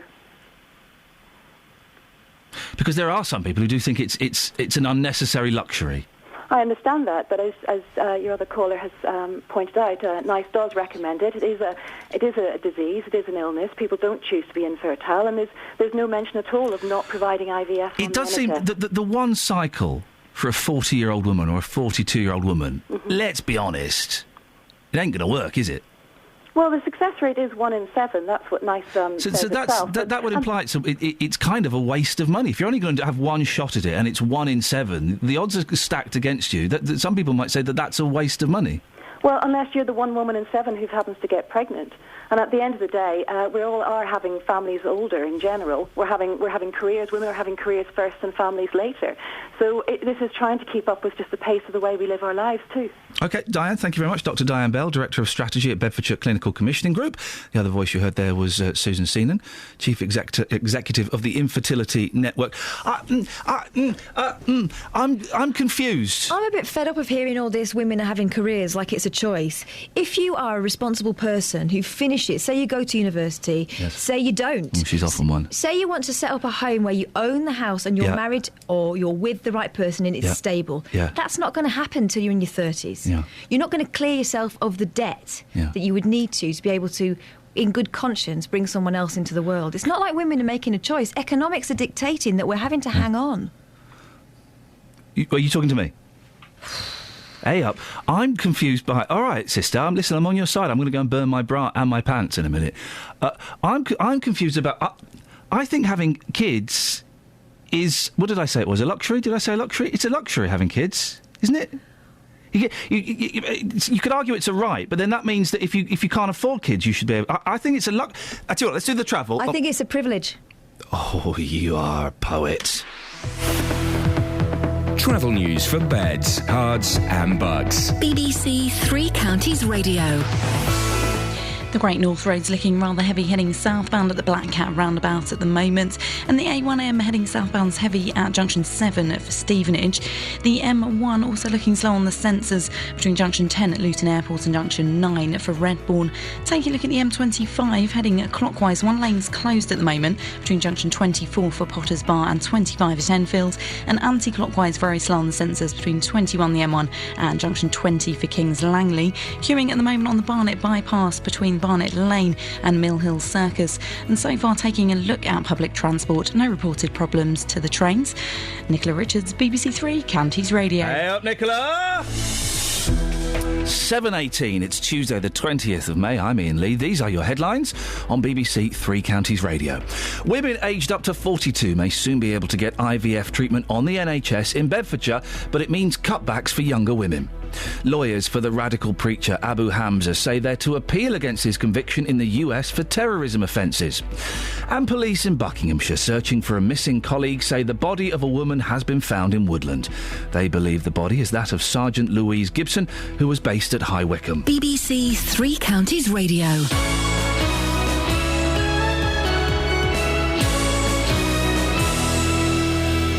Every weekday morning from 9. Good morning, welcome to the JVS show. Your local stories. Have you had to rebuild your life after being a victim of crime? Do you think it's inhumane to keep people in prison for life? Do you think that immigration needs to stop? Your local life. Why do 70% of this country feel immigration is wrong? We've actually got an open doors policy. I am just so angry listening to some of them people. What the government will do, they'll start introducing American-type sentencing, like 200 years in prison. The JVS show. British people are not xenophobic. Weekday mornings from 9 on BBC Three Counties Radio. Let's quickly go back to is having kids a luxury or a right? And maybe they're not the right terms. Yeah, of course it's a privilege, but maybe they're not the right terms. I think it is. Luxury makes it sound like it's a thing. It's a commodity, but I don't think. Listen, I'm really lucky. I'm doing all right. When we had both of our kids, we kind of thought, well, can we afford this? Are we in a strong enough position that we can do this? Can you afford to take time off work? Can I afford to? Our careers are a little bit.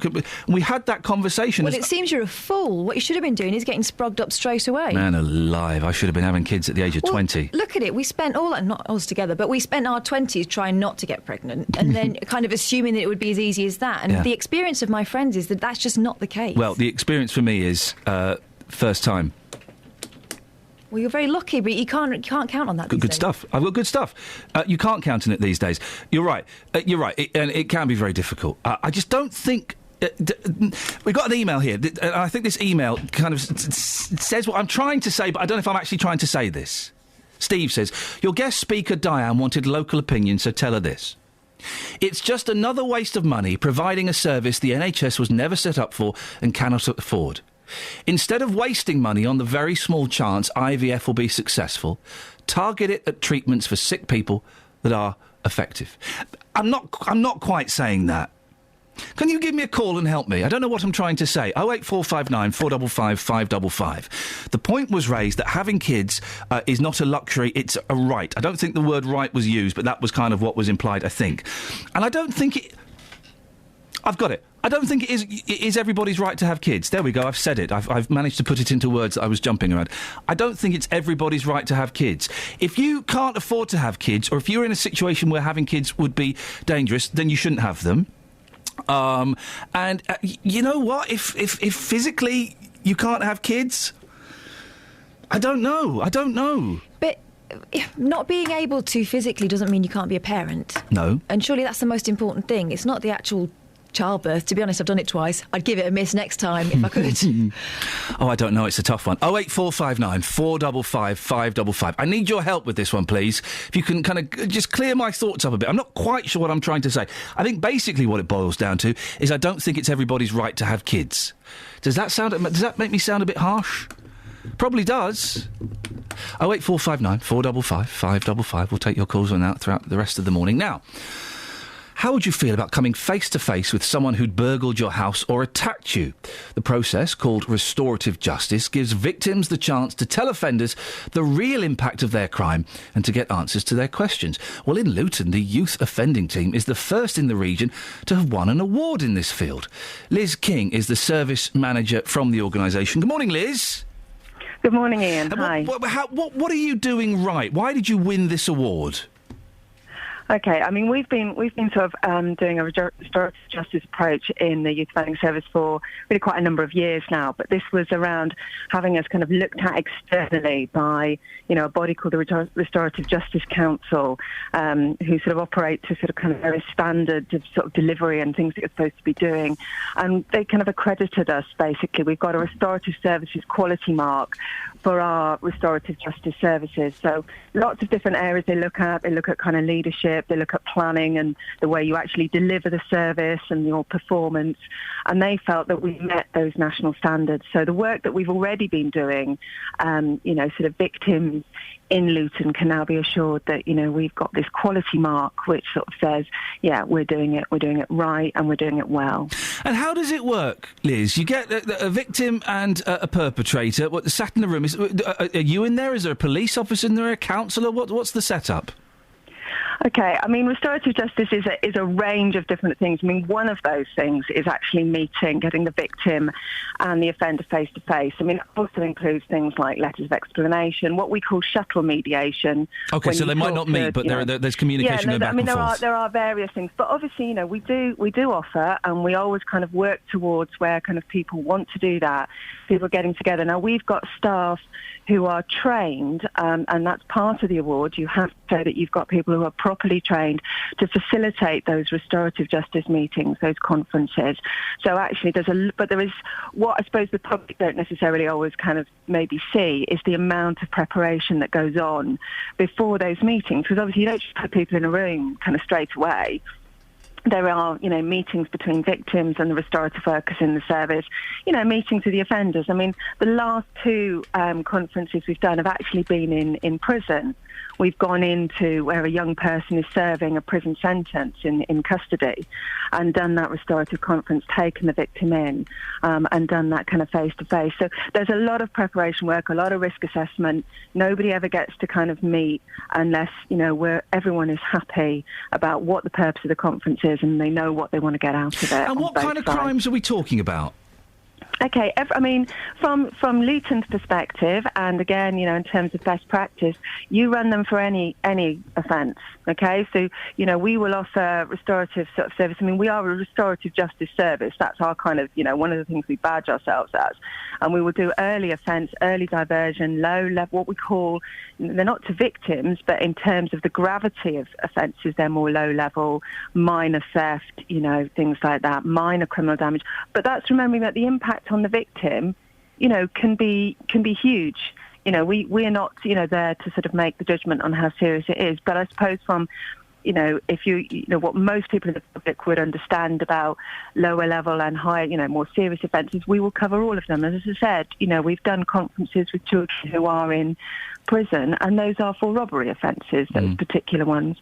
So that nothing's out of bounds, and obviously.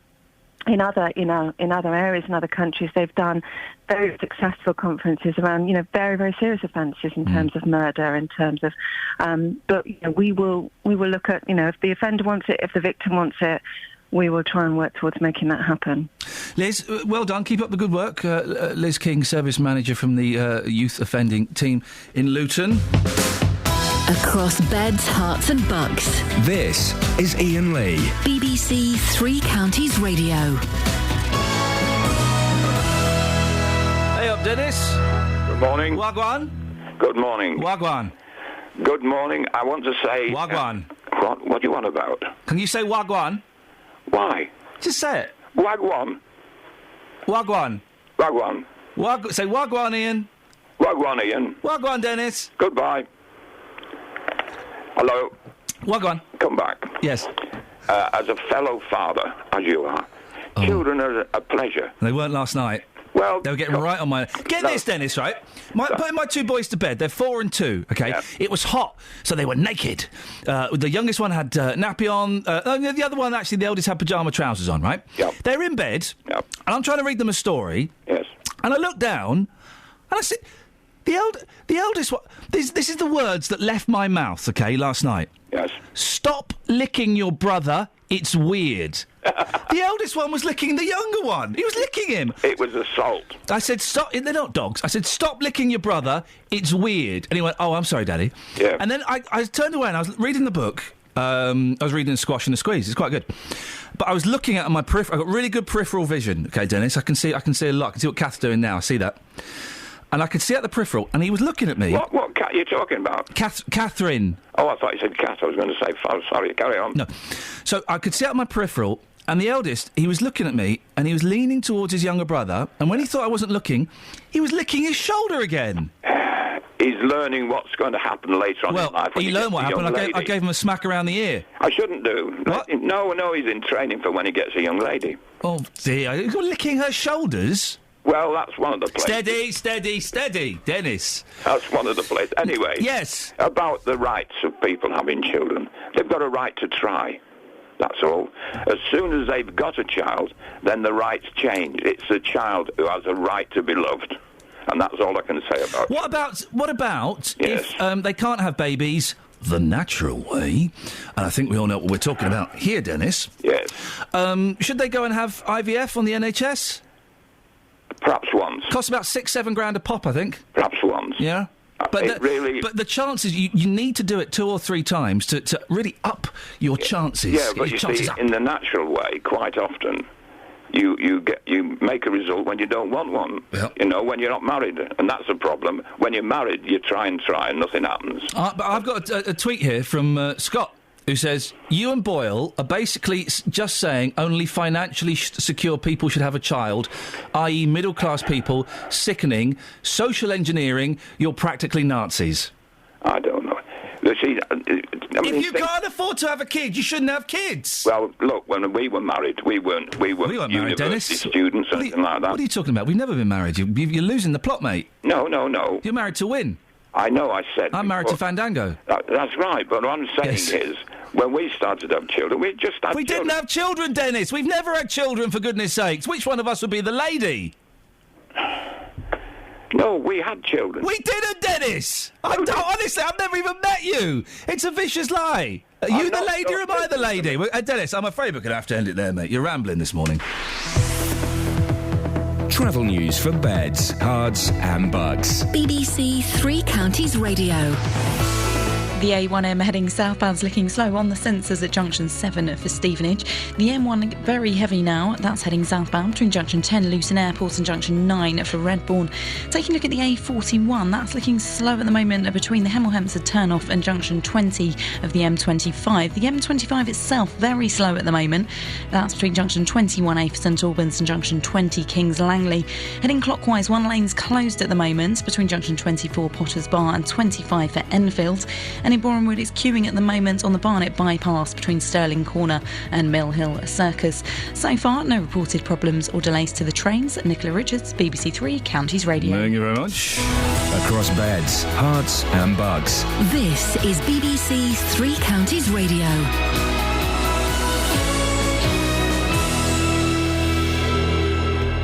It's 7:30. I'm Simon Oxley. Women aged up to 42 may soon be able to get IVF treatment on the NHS in Bedfordshire, but it means cutbacks for younger women. Lawyers for the radical preacher Abu Hamza say they're to appeal against his conviction in the USA for terrorism offences. The Home Secretary has welcomed the verdicts on the cleric who was extradited from the UK in 2012. And police in Buckinghamshire searching for a missing colleague say the body of a woman has been found in Woodland. They believe the body is that of Sergeant Louise Gibson, who was based at High Wycombe. Three Counties Sports. BBC Three Counties Radio. Milton Keynes boxer Matt Legg has described the chance to fight in front of thousands of fans at Wembley Stadium as an amazing opportunity. The 38-year-old heavyweight who trains at Luton's Shamrock Gym will fight Watford's Olympic champion Anthony Joshua on the undercard of the Carl Froch versus George Groves rematch at the end of the month. I've been looking at it and they're saying it's the biggest fight in British history, which is amazing. To be on that. To be in that ring at the start is amazing. I'm fairly sharp at the minute as well. I've got good head movement and I can be aggressive or I can box back on the back foot. It all depends on the different fighter you're going against. After being left out of England's World Cup squad, Ashley Cole is now set to leave Chelsea. New Manchester United manager Louis van Gaal has told Dutch television he wants to bring the club back to the number one position they occupied under Sir Alex Ferguson. And Milton Keynes Dons manager Cole Robinson is predicting a busy summer as he rebuilds for next season. Mark Randall looks set to sign his new contract, but Robinson isn't so sure whether Stephen Gleeson and Anthony Kay will. Sometimes it's geographic, like I said before. Sometimes it's family reasons. Sometimes people want a fresh challenge. And I'm not going to be the one standing in the way, but I think they know what I want and where I want them to be. Stevenage manager Graham Westley says Jimmy Smith wanted to leave after the midfielder joined Crawley for an undisclosed fee. Westley says the player made it clear he didn't want to play in League Two. England's cricketers face Sri Lanka in the first T20 International at the Oval this evening. And in golf, Hertfordshire's Lucy Williams qualified for next month's Women's US Open yesterday at the Buckinghamshire Golf Club. Williams from Wheat Hampstead was level par over her 2 rounds and qualified with one of the best 8 scores. BBC Three Counties News and Sport. The next full bulletin is at 8. Call 08459 455 555. BBC Three Counties Radio. So, lots of things open for debate here. First things first, well, I mentioned the Richard Scudamore. He's the, what's he the head of the Premier League, and he's done, so he sent some rude texts, emails. Him and his lawyer are exchanging rude, slightly sexually demeaning emails. Sorry? Slightly sexually demeaning. Kel, sorry, what did you mime? Mm-hmm. Well, they were between mates. They were vulgar. They were ugly. They're not. No, okay. Listen, they were unpleasant, but they're not as bad from what I've seen. Maybe I've missed some, but they're not as bad as the press has implied. I think. Guys, they didn't CC you in on them. No, I do kind of wonder why the furore about this when this is going on in offices up and down the country. There's a conspiracy. Should he lose his job, yes or no? Are you asking us? No. I'm just having a dramatic pause for the listener to think, and I'm looking at you. Oh. Maybe you should give out the number. No. Yeah. No? Should we do it together? 08459 455 555. Let's do it in harmony. I'll do the low one. Okay. Where are you starting? You got to do a harmony that fits with us, though, Kelly. Oh. So it'll be, it's magic. 459. 08459 455 555. Right, first of all, that was sounding like a brilliant Gregorian chant then. It did sound like Gregorian music is groovy, kids. Kels, you need to get close to the mic. And Kath, you muffed it up at the end. No, I tried to tear it up. No, My favourite thing about it is Ian's face. I've got to make my chin go low to do a low note. 08459. Hang on a second. What are we doing 3-part for? We got 4-part. Glossop, come on. Glossop, get on the mic, Gloss. It's like she doesn't want to join in or something. Listen, if you want to make it in radio, Glossop, this is where you start. You've got to start paying in sweat and fame costs. What was it? Fame costs? Fame costs, and this is where you start paying in sweat. 4-part harmony. Right, have you got your note, Alice? No. Well, get your note. Give her a note, someone, please. You start. We wouldn't have got that. Who's the other girl doing travel today? Nicola. We wouldn't have got this with Nicola. She'd have been, boom, straight in there. 08459 455. Who's free? Someone's freestyling. Who's one of you's freestyling? It's working. Yeah, well, it's working. We can stop now. Let's keep doing it. We've not even got through the phone number once, guys. Right, you practice, and then we're going to come in later on. 4-part harmony style, okay? Right? Okay. Is that someone who wants to join in? Because we can do it Beach Boy style. Kels, is that someone who wants to join in? Okay, that's fair enough. Okay, no, that's someone who's, I think, is complaining about it. Definitely, thank you. Okay, what are they complaining about? That was Ray in Luton. He wants to hear Ken's poem from yesterday. Oh, no! We did say to Ken to ring us back, but it's not. Why? I must say, it sounds a little bit like Ken.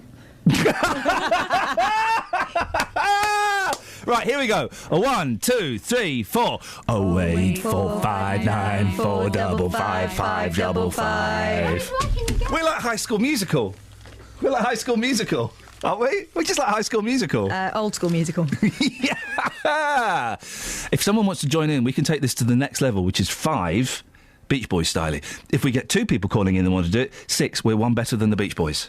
Wow. Yeah. Better than the Beach Boys. Better than the Beach Boys. We're also talking about kids.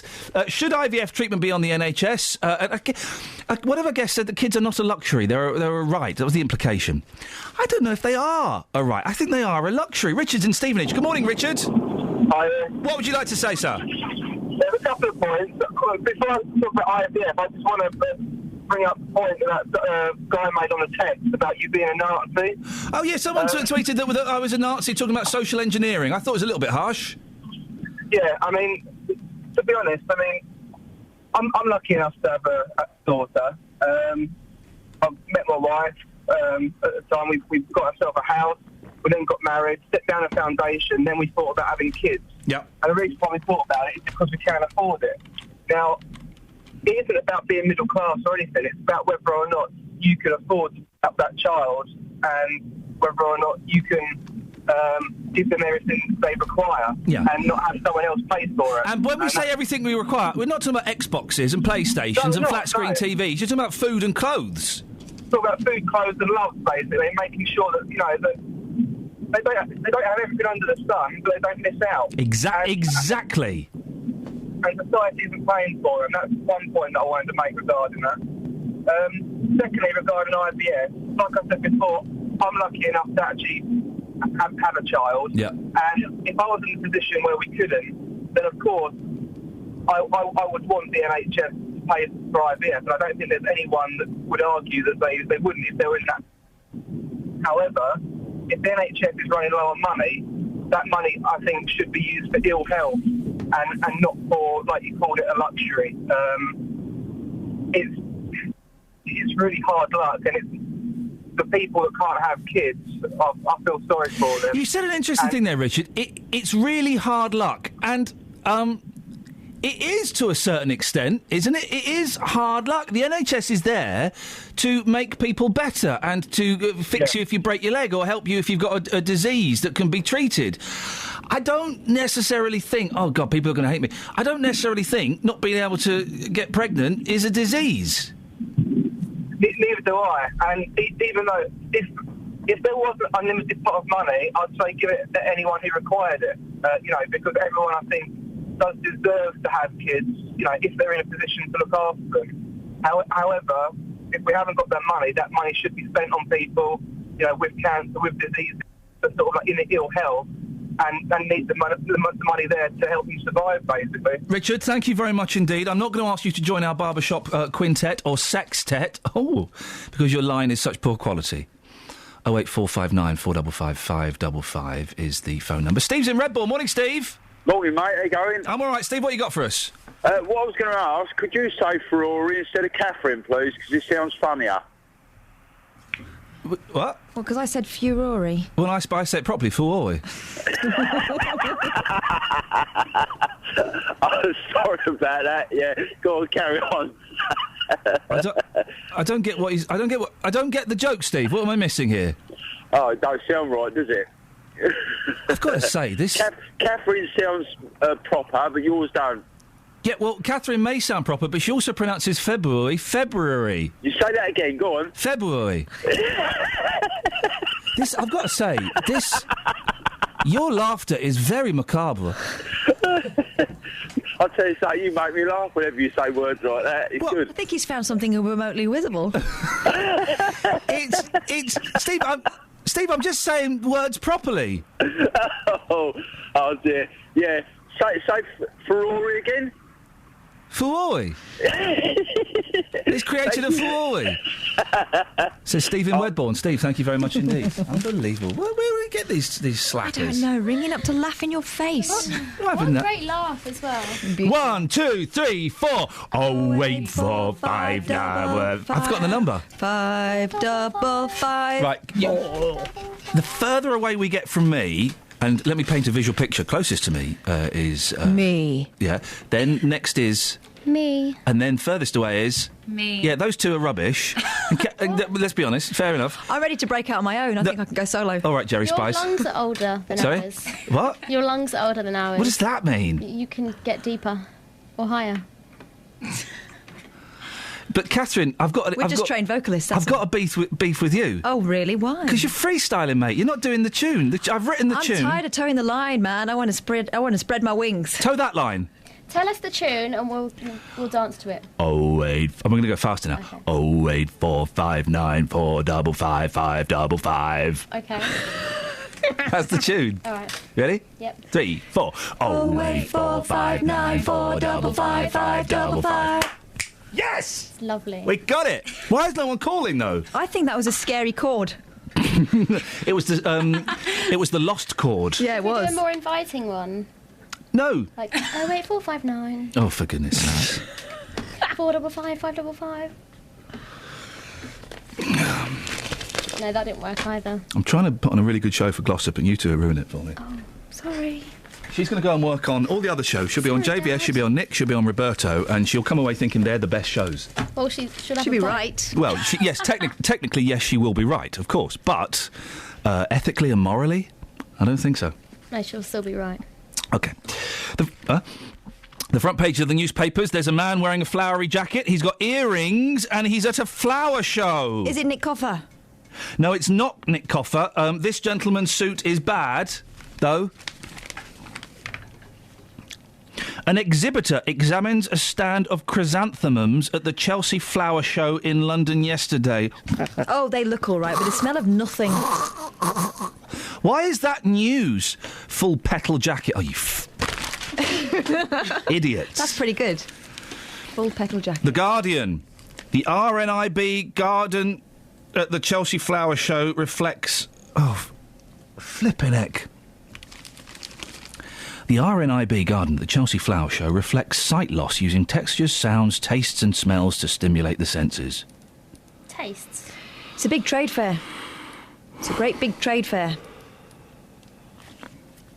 Clubs back football chief in sexist emails row. Good. Premier League clubs yesterday defied calls to sanction the organisation's chief executive over sexist emails sent from his computer at work, despite David Cameron indicating his own ministers would not have survived. Good, he shouldn't lose his job for it. Slap wrist, he's been publicly humiliated. Next. Move on. Next.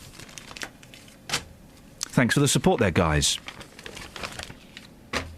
Is he talking to us? I never know. Is he? Cat? No.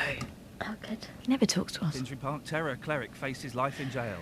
I love watching GMTV while he does the papers. So do I. Just make sure you type so it looks like we're working. Oh, yeah, that's a good idea.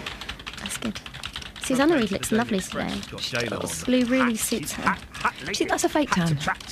Possibly. 2 minutes exercise But she will could have beat been out in the sun. She diabetes. finishes Oh, for quite goodness early. sake. She does, doesn't she? Joe Willie needs to get a She's been better out job. every night Twice this week. How does weekly she do workout, it? stop Do disease. you know that she A works the burst same of times as exercise us, for so we just 2 could hang minutes a out week with can her. prevent diabetes. I'll send her an email. Go on. Go Daily for Mail afternoon tea or thousands to get something. life-saving £5 heart Susanna. test. Is she with an H? Susanna Reid. Oh, here we go. Hey, Sue. 60 guests Nice in to orgy meet you at at the- Gogglebox Mansion. Not the 60 Sonys. stars At pile. not the Sony Awards, yeah. Absolutely Wanna hang ridiculous out? use of. Are you paying attention to me? Absolutely. Thank goodness for that. Travel news for beds, cards, and bugs. BBC Three Counties Radio. The M1 heading southbound, very heavy at the moment on the speed sensors between junction 10, Luton Airport, and junction 9 for Redbourne. Taking a look at the M25 heading clockwise, there's a lane closed at the moment just before junction 25 for Enfield. That's in the roadworks area. There's a broken down vehicle there. And heading clockwise as well, 2 lanes closed. There's been an accident just after junction 24 for Potter's Bar. Heading anti-clockwise, very slow on the M25 between junction 21A for St Albans and junction 20 for Kings Langley. And queuing at the moment on the Barnet bypass, heading southbound between Stirling Corner and Mill Hill Circus, and looking very slow at the moment on the A10 Great Cambridge Road between College Road and also Ellis Way. No reported problems on the trains. Nicola Richards, BBC Three Counties Radio. Well, go on, Nicola. 7:46, it's Tuesday the 20th of May. I'm Iain Lee. These are your headlines on BBC Three Counties Radio. Women aged up to 42 may soon be able to get IVF treatment on the NHS in Bedfordshire, but it means cutbacks for younger women. Lawyers for the radical preacher Abu Hamza say they're to appeal against his conviction in the US for terrorism offences.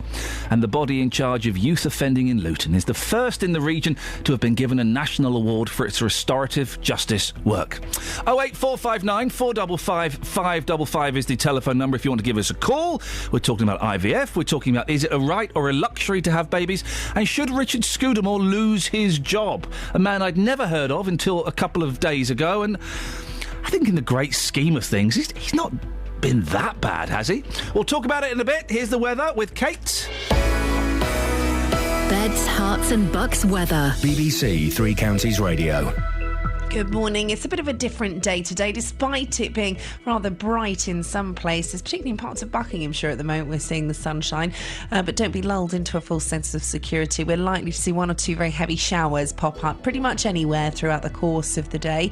These could be heavy, thundery, get a bit of hail mixed in there as well. It's going to be a little bit cooler, but the temperature's not actually faring so badly. Not quite as warm as yesterday, but we still could see the likes of 23 Celsius, especially if we get some sunny spells later on this afternoon. Now, these showers are going to continue to roll through the course of the evening into part of the night. Then the middle part is going to dry out. We'll get some clear spells, and that will allow mist and fog patches to form. Minimum temperature, double figures, 10 Celsius, 50 degrees in Fahrenheit. For tomorrow, things again rather cloudy. We've got outbreaks of rain pushing up from the near continent. Should be light rain through tomorrow, turning a little heavier through tomorrow evening. But the temperature cooler than today, but still respectable, 17 Celsius. That's 63 degrees in Fahrenheit. And that's your forecast. Thank you very much.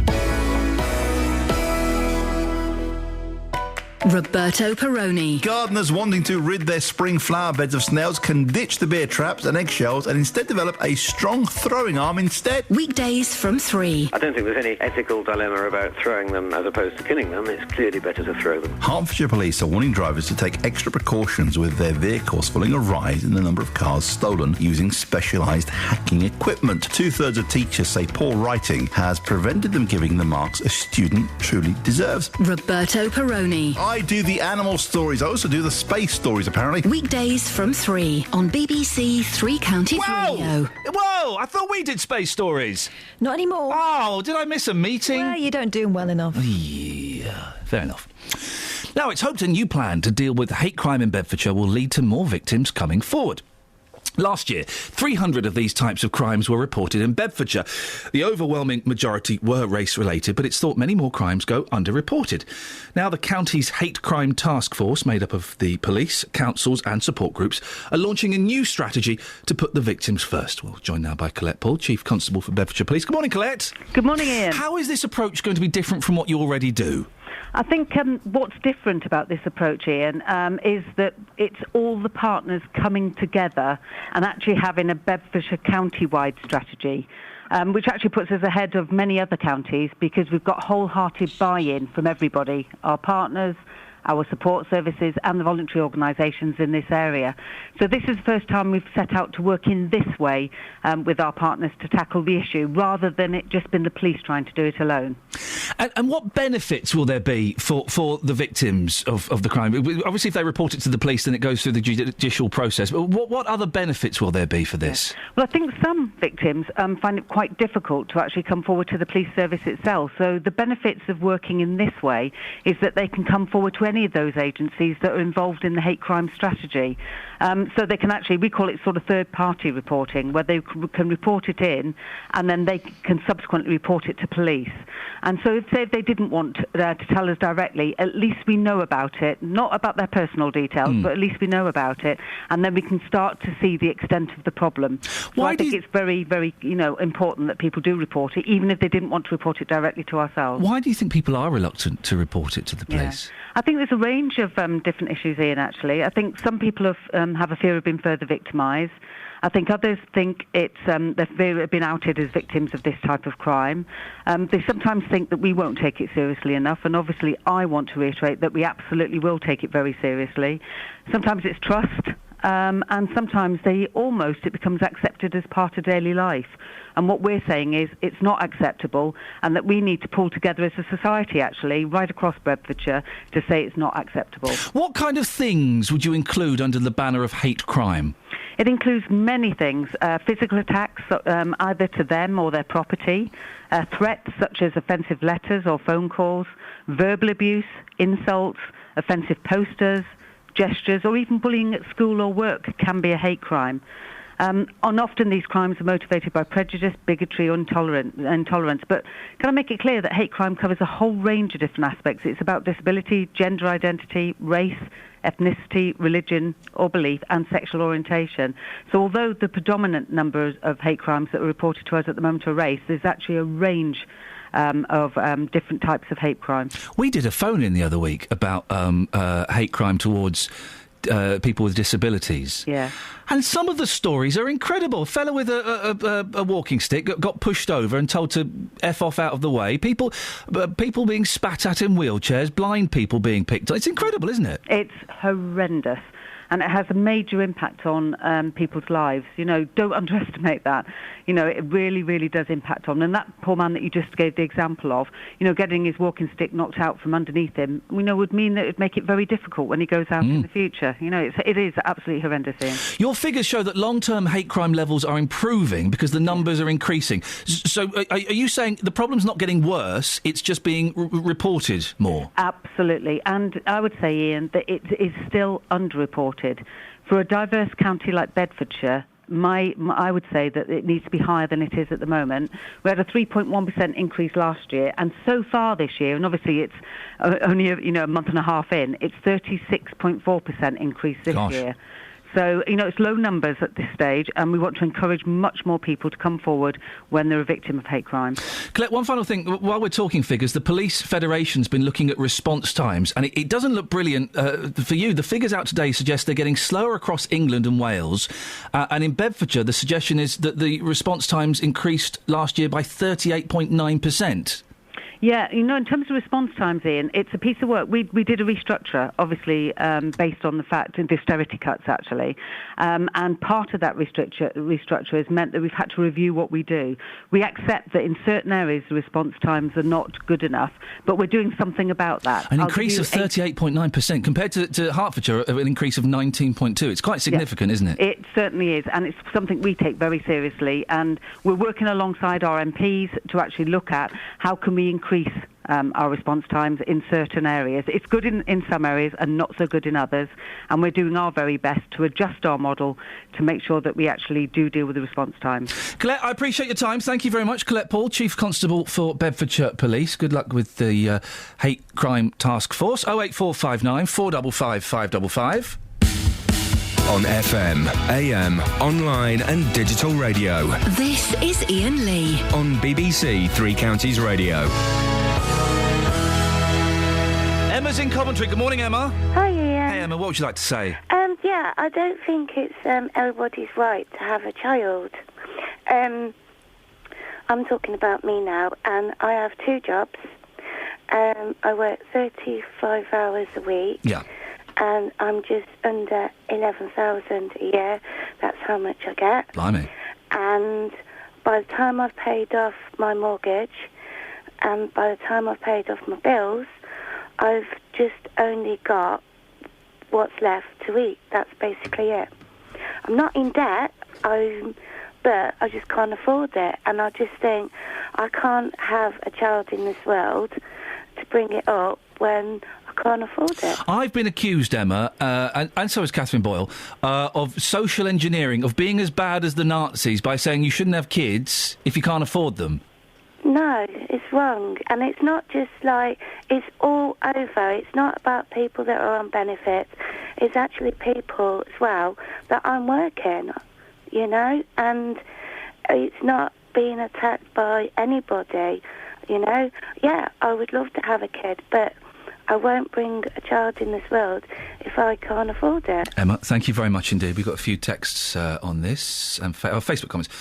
Lorna says, this is about having IVF on the NHS. Having been blessed to have 5 children naturally, I think it must be very hard for couples who cannot have children naturally. I reckon 1 cycle should be offered on the NHS. Hey, Chris and Milton Keynes, my 3-year-old just heard you say you were reading A Squash and a Squeeze and said, we've got that one. Man said Squash and Squeeze. It's a good book. It's not one of my favourites. It's her first one, isn't it? It's the Gruffalo woman. Mm-hmm. Whose name was Julia Donaldson. Yeah, I think it's her first one. Is it? I think so. Early days. Not a bad start. For a first album, it's pretty good. It is up there with Please Please Me by the Beatles. It's a bit like Enormous Turnip, though, isn't it? It's one of those stories. My youngest likes it because he does the line, a squash and a squeeze. Yes, Squash and a squeeze, Dada. My house is a squash and a squeeze. Taking your chicken, said the old man. Taking my chicken? hen. What a curious plan. My house was my house was It was small teeny for 1, it's titchy for 3. My house is a squash and a squeeze. It was titchy for 3. It was teeny for 1. It was. I'll bring it in. I'll bring it in tomorrow. Good. Yeah. We'll just clear this up. We'll do that. We'll do that tomorrow. Definitely. 08459 455 555. Yes, Catherine. Why is she asking the old man anyway? Well, he's like a wise old man. Yeah. Where's his house? I want to see his house before I take his advice. As my youngest pointed out last night, that cow is very, very naughty for standing on the table. Yes. Naughty cow, Dada. Cow stand on table. Naughty. My youngest son is 16 years old. On the subject of Richard Scudamore, Les says, I might be cynical, but is it a coincidence that Richard Scudamore's emails have been revealed just days after he criticised Greg Dyke's proposals to put B teams of Premier League clubs into a new League 3 between League 2 and the Conference? The proposals of united football fans across the country in their opposition to them. I suspect that a secretary in Scudamore's office may have received a small incentive from the FA to find something to discredit him. Well, as we don't know, and we can't say for sure, but I just think what he said wasn't very pleasant, OK? And he made the mistake of sending them from a work email. If he sent them from richards.scudamore69 at yahoo.co.uk, it would be slightly different. Wouldn't that be funny if that was his real email?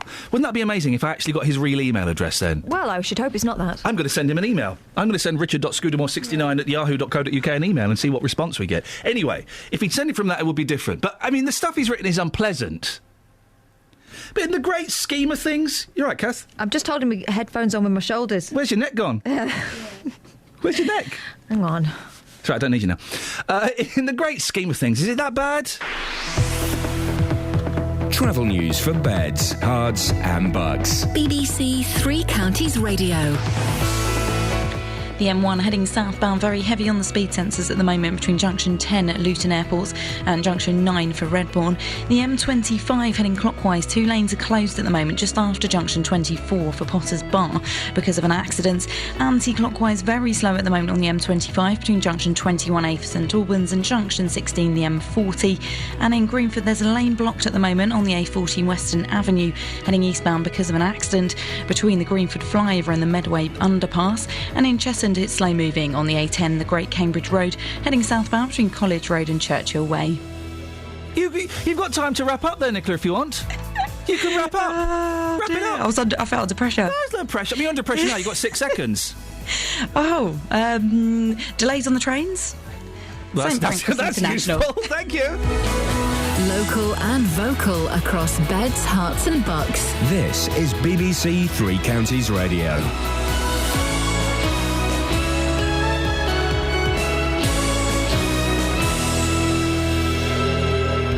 It's 8 o'clock. I'm Simon Oxley. The headlines: changes to IVF treatment proposed in Bedfordshire, Abu Hamza to appeal US terror conviction, and body found in search for missing Buckinghamshire police officer. BBC Three Counties Radio. Women aged up to 42 may soon be able to get IVF treatment on the NHS in Bedfordshire, but it means cutbacks for younger women. Under the plans, those aged from 23 to 40 would only be entitled to 2 cycles of IVF instead of the current 3. Susan Seenan is Chief Executive of the Infertility Network. Well, we're delighted that the CCG are considering offering 1 cycle to women aged 40 to 42.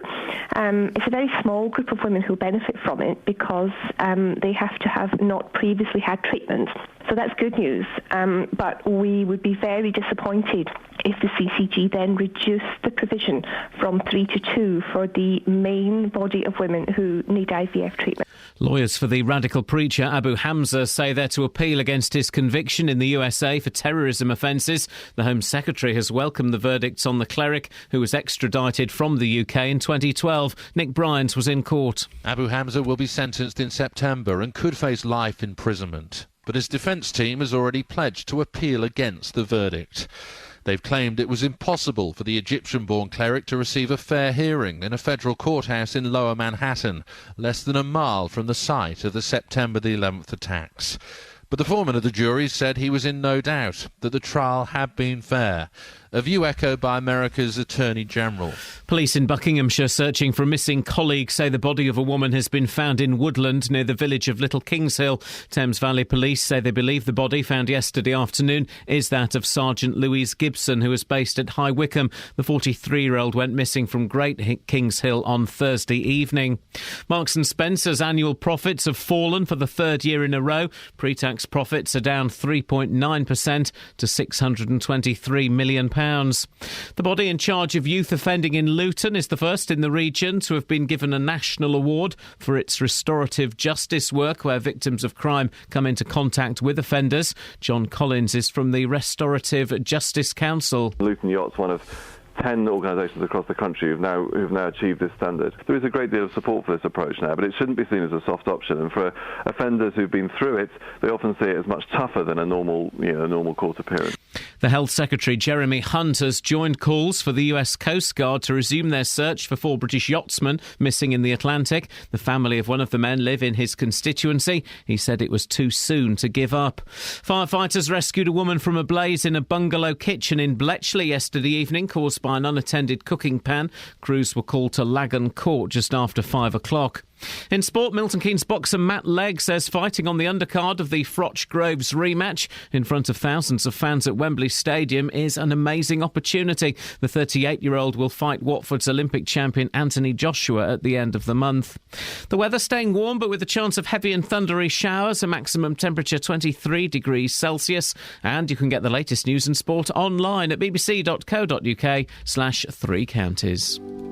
BBC Three Counties Radio's big tour of Beds, Herts and Bucks. It's a large wildflower meadow, and it's my favourite meadow. And all this week, we're featuring Wendover. I like the fact that you can meet some really lovely people and they become very good friends. It's all about where you live. I think there's definitely a community spirit and it's getting bigger and bigger. Good business, good friends. The big tour of Beds, Herts and Bucks. BBC Three Counties Radio.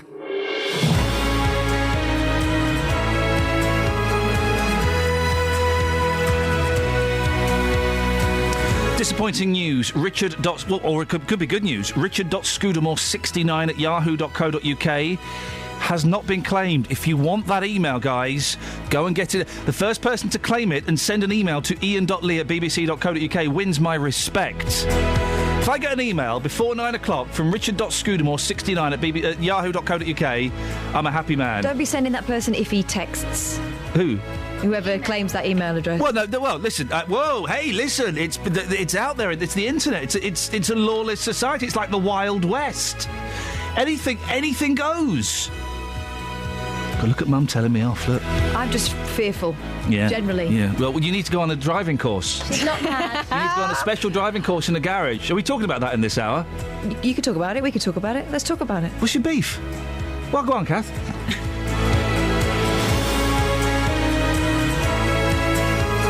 Lots coming up on the show, including a special driving course for women who are a little bit scared of driving. That's all of you girls, isn't it? Let's be honest. IVF, should it be given on the NHS? And should everybody... Is everybody entitled to have babies? I don't think they are. I think it's a luxury, not a right. Surely? If you can't afford them, don't have them. Facebook.com/BBC3CR, or you can give me a call, 08459 455 555. Across beds, hearts and bucks. This is BBC Three Counties Radio. I had something really, really important to say, and I've lost it. Oh, don't be embarrassing and thank me. What for? For everything I do. What can I? Oh. Well, it wasn't that at all. Oh. What makes you think that? No, I had something really important to say. Oh, Was it that you hid Kath's jacket? What did you do? Why did you have to go and tell her that for? Boy, what did you have to tell her that for? It's not in the waste recycling Why bin. would you do this? You would be a great cartoon. I know. Unfortunately, real life, not so hot. Oh. Where's Wow. my jacket? Wow, Got me angry. Where's my jacket? We're judging people on their physical appearance now, are we? No, on their rounded persona. Where is my jacket? I don't know. He went out there with it. What's By the time he What is your... What a because horrible Ian, I will person. tell you for why. Yeah, go on. I always get blamed.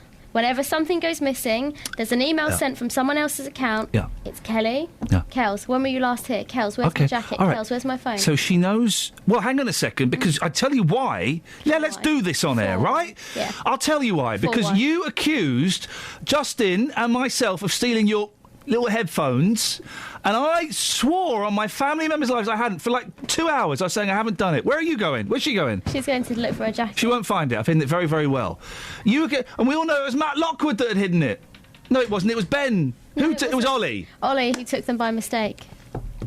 But now I know that when you swear on your child's life, you mean it. Well, we're waiting for Kath to come back because she is going to be gone a long, long time. She ain't never going to find that jacket. I hid that jacket somewhere special, boy. I ain't never going to find it. I guarantee she ain't never going to find that jacket, girlfriend. She's never going to find it. The jacket is hidden in such a top secret place that even I didn't know existed. She's never going to find it. Oh, she's found it. She's got it. Oh, she found it. Where was it? Well, it was in my second best. Where was it, Kath? In a really easy place, really obvious place. Oh. Well done. Hope that you got enjoyment out of that. Have you hid his shoes yet? Not You yet. know he takes them off. Yeah. Remember that time I wore them out of the studio and he didn't notice? Kath, have you got any way you could hide this? I have. Pat's in Houghton Regis. Good morning, Pat. Good morning, Ian. Sorry, I'm sorry you had to listen to that, Pat. I think That's that's all right. I think that's shameful. I think it's I've heard shameful. worse. Have you? Where? Heart, probably. Yeah, they're rubbish. Go on, what have you got for us? Yeah, it's on Colette Paul, you know, the confidence in the public ringing up the police. Oh, yes. We just spoke to Colette Paul, of course, who is the... I always get a title wrong. The Chief Constable for Bedfordshire Police. Yeah, go on. Yeah, when you ring up the police, the same excuse has been going as long as I can remember, since 1985, is we have not got the resources. It don't matter what year you choose, it's always the same response you get.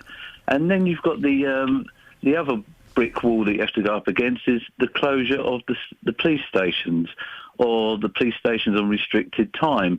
I mean, that's not hardly enamouring the public to come to the police, is it, really? So people don't have the confidence. But the thing is, Pat, they are genuinely facing huge cutbacks in the police. Haven't Bedfordshire Police got to save something like £20 million? Yeah, this has been going on for years. I said since 1985, and I can remember that far back, but it was the same then. That's all you ever get. You know, we're facing cuts. We haven't got the manpower. We haven't got this.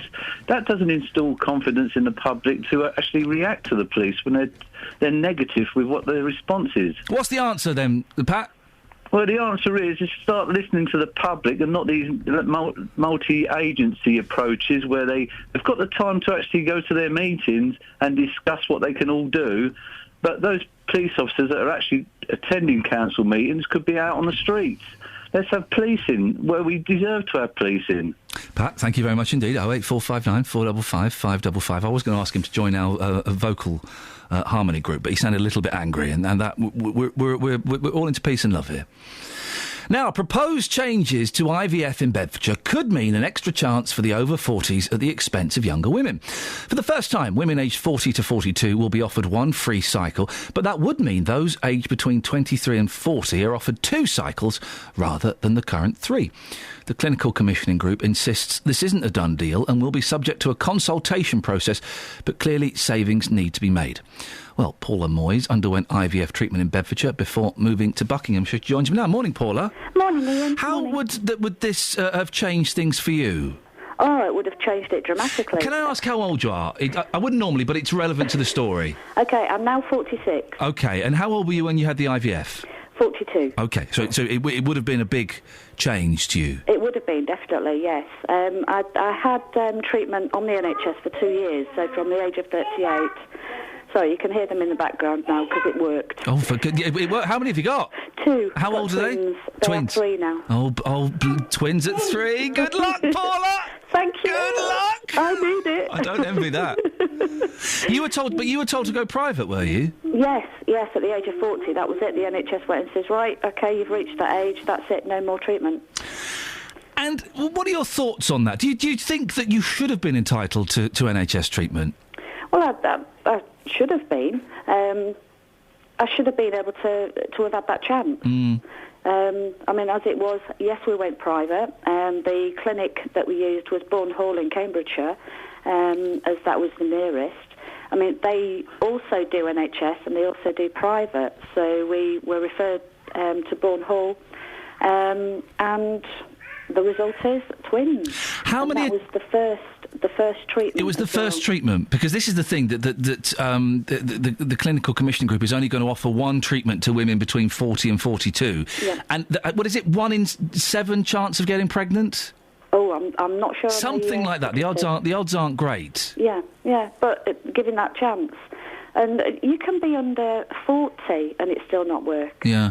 You know, so it's just having that chance, and it worked for me. Bourne Hall were absolutely fantastic, and it's why not give that woman over the age of 40 a chance of having a baby? I mean, as it was, I got 2. I've just been sent an email. Do you mind if I read it to you, Paula? No, of course not. So I'm keen to get your thoughts on this. This is Divided People this morning. Janet has emailed in. Infertility is nature's way of regulating the population size. It's a privilege to have children. There are always winners and losers for NHS services. The system cannot cope and is currently not meeting the needs of society. There are many children who need parenting and are left in a system unwanted. My mum was brought up by her aunt, who was unable to have kids and had a better quality of life than her siblings. What are your thoughts on that? It's nature's way of regulating the population. No, because it's nature's. That it's there. You need to mother. It is there. I started my menopause when I was 35, so I was mid-30s. Was that nature's way? I don't know. I wanted and I needed. To actually have that experience of being a mother. I guess what Janet is saying is it isn't nature's way, and I don't know the full details, but to get, Petri dishes involved, and, that isn't... It's literally not natural, is it? It's science. But we've got technology now that can do that. Yeah. So why not? If it hadn't have moved forward, then we wouldn't be doing it. How are the kids, Paula? Yes, they are 3. I kind of have an... I've got 2 boys, 4 and 2, and it's last night, man. They were licking each other, Paula. Yes, they do, yes. And then they've got this language. They're not identical. Right. So, but other people can't can't seem to recognise who is who. But are they boys or girls? They're two boys. Oh, mate, you're gonna... Oh, man but alive. They are absolutely adorable. Oh, I they bet are they are. absolutely gorgeous. They are. And you know, I wouldn't have gone through it if I knew that there wasn't a chance. I tell you what's interesting, even when the two boys are annoying me, which they do. Oh, yes, but, they do, But yes. I had a sister, but the interaction between two brothers of a similar age, and obviously the same age, it's just remarkable. Yeah. I mean, just they'll be remarkable. walking down the road and they'll be holding hands, Yeah. which is the same for siblings, you know. Yeah. But it's because they're the same height as well, and it's just really, really cute. And they'll be sat on the settee, and you know they'll get the duvet and they'll sit there watching CBeebies. Beautiful. What are you going to do with them today in this nice weather? I've got a friend coming to visit. Yeah. And then this afternoon, I think we'll go to soft play. Oh, just to try and get some of that energy off. Yeah, good luck with that, Paula. Have a fantastic day, and congratulations. Paula Moyes underwent IVF treatment in Bedfordshire before moving to Bucks. 2 3-year-old boys. Oh, my goodness. Well done. 08459 455 555. BBC Three Counties Radio. Let's get the travel now. Travel news for beds, cards and bugs. BBC Three Counties Radio. Very heavy at the moment on the M1 heading southbound between junction 10 for Luton Airport and junction 9 for Redbourne. There's one lane closed on the M25 heading clockwise because of an accident between junction 24 Potters Bar and 25 to Enfield. And in Enfield, very heavy at the moment on Great Cambridge Road between Bullsmore Lane and Southbury Road. And in Boreham Wood, it's queuing at the moment on the Barnet Bypass heading southbound between Stirling Corner and Mill Hill Circus. And also taking a look at the trains, delays possible on East Midland trains between Luton and St Pancras International. That's because of a signalling problem also affecting First Capital Connect services. Nicola Richards, BBC Three Counties Radio. Thank you very much, Nicola. It's 8:16. It's Tuesday, the 20th of May. I'm Iain Lee. These are your headlines on BBC Three Counties Radio. Women aged up to 42 may soon be able to get IVF treatment on the NHS in Bedfordshire, but it will mean cutbacks for younger women. Marks and Spencer's annual profits have fallen for the third year in a row.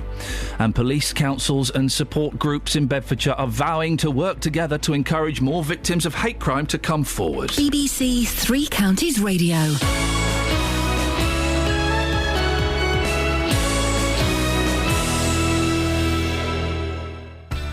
BBC Three Counties Radio's big tour of beds, hearts and bucks. Once you go out to the village, into the hills and things like that, you'll just see what a fantastic place it is. Inviting everyone to where you live. Well, I have to say its location is amazing. And all this week, we're featuring Wendover. You've got the Wendover Woods, it's a nicer community. If you've got a story everyone should hear about, let us tell them about it. We've got lots of facilities, great schools, and all within a walking distance of each other. You're surrounded by countryside, but you've got all the facilities you want in Wendover. The big tour of beds, hearts and bucks, featuring Wendover, from BBC Three Counties Radio.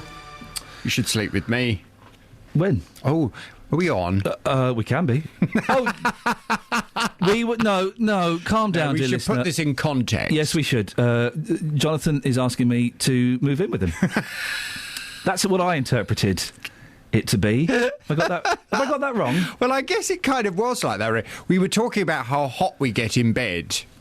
Oh, this is getting worse. Or better, depending on your perspective. We are hot in bed. Yes. But you have a technique. Well, I have a... You see, yes, because I don't like being hot in bed. No. I can't stand it. No. I love the hot weather, but hot at night, no. I like it freezing. Yeah. I like windows open. Yeah. And I've got a luxury tower fan, you see, in my bedroom. Yes. So it just blasts a lovely cool breeze on me throughout the night. And I haven't got any equipment like that in my bedroom. So I said, why don't you come and move in with me? Borrow my tower fan. Your bedroom equipment. Yes, exactly. Sounds beautiful. I'm there. I'll get my stuff today. I'll pop over tonight about 6. Oh, gosh. Lovely. Oh, good. Thank you so much. Lovely. Well, we've sorted that out. What's on your show today? Picking up on this IVF story today. Oh, yes. Very interested. From 9 today, I'm going to be asking, would you prefer the NHS to pay for more or less IVF? As you've been discussing it, women in Bedfordshire aged between 40 and 42 could soon be able to access one free cycle of IVF on the NHS. However, This will be at the expense of women aged 23 to 40 who will only be offered 2 free cycles instead of 3. It's the first time the NHS in Bedfordshire has considered offering older women a chance at free IVF. And it may come as disappointing news for younger women in the county who will rely on fertility treatment to conceive. Each round of fertility treatment costs the National Health Service £5,000 on average. So I want your thoughts on this. Would you prefer the NHS to pay for more or less IVF? If you have a story to tell, an experience to share, 08459 455 555 from 9. I sleep nude. What? Across beds, hearts and bucks. This is Iain Lee. BBC Three Counties Radio.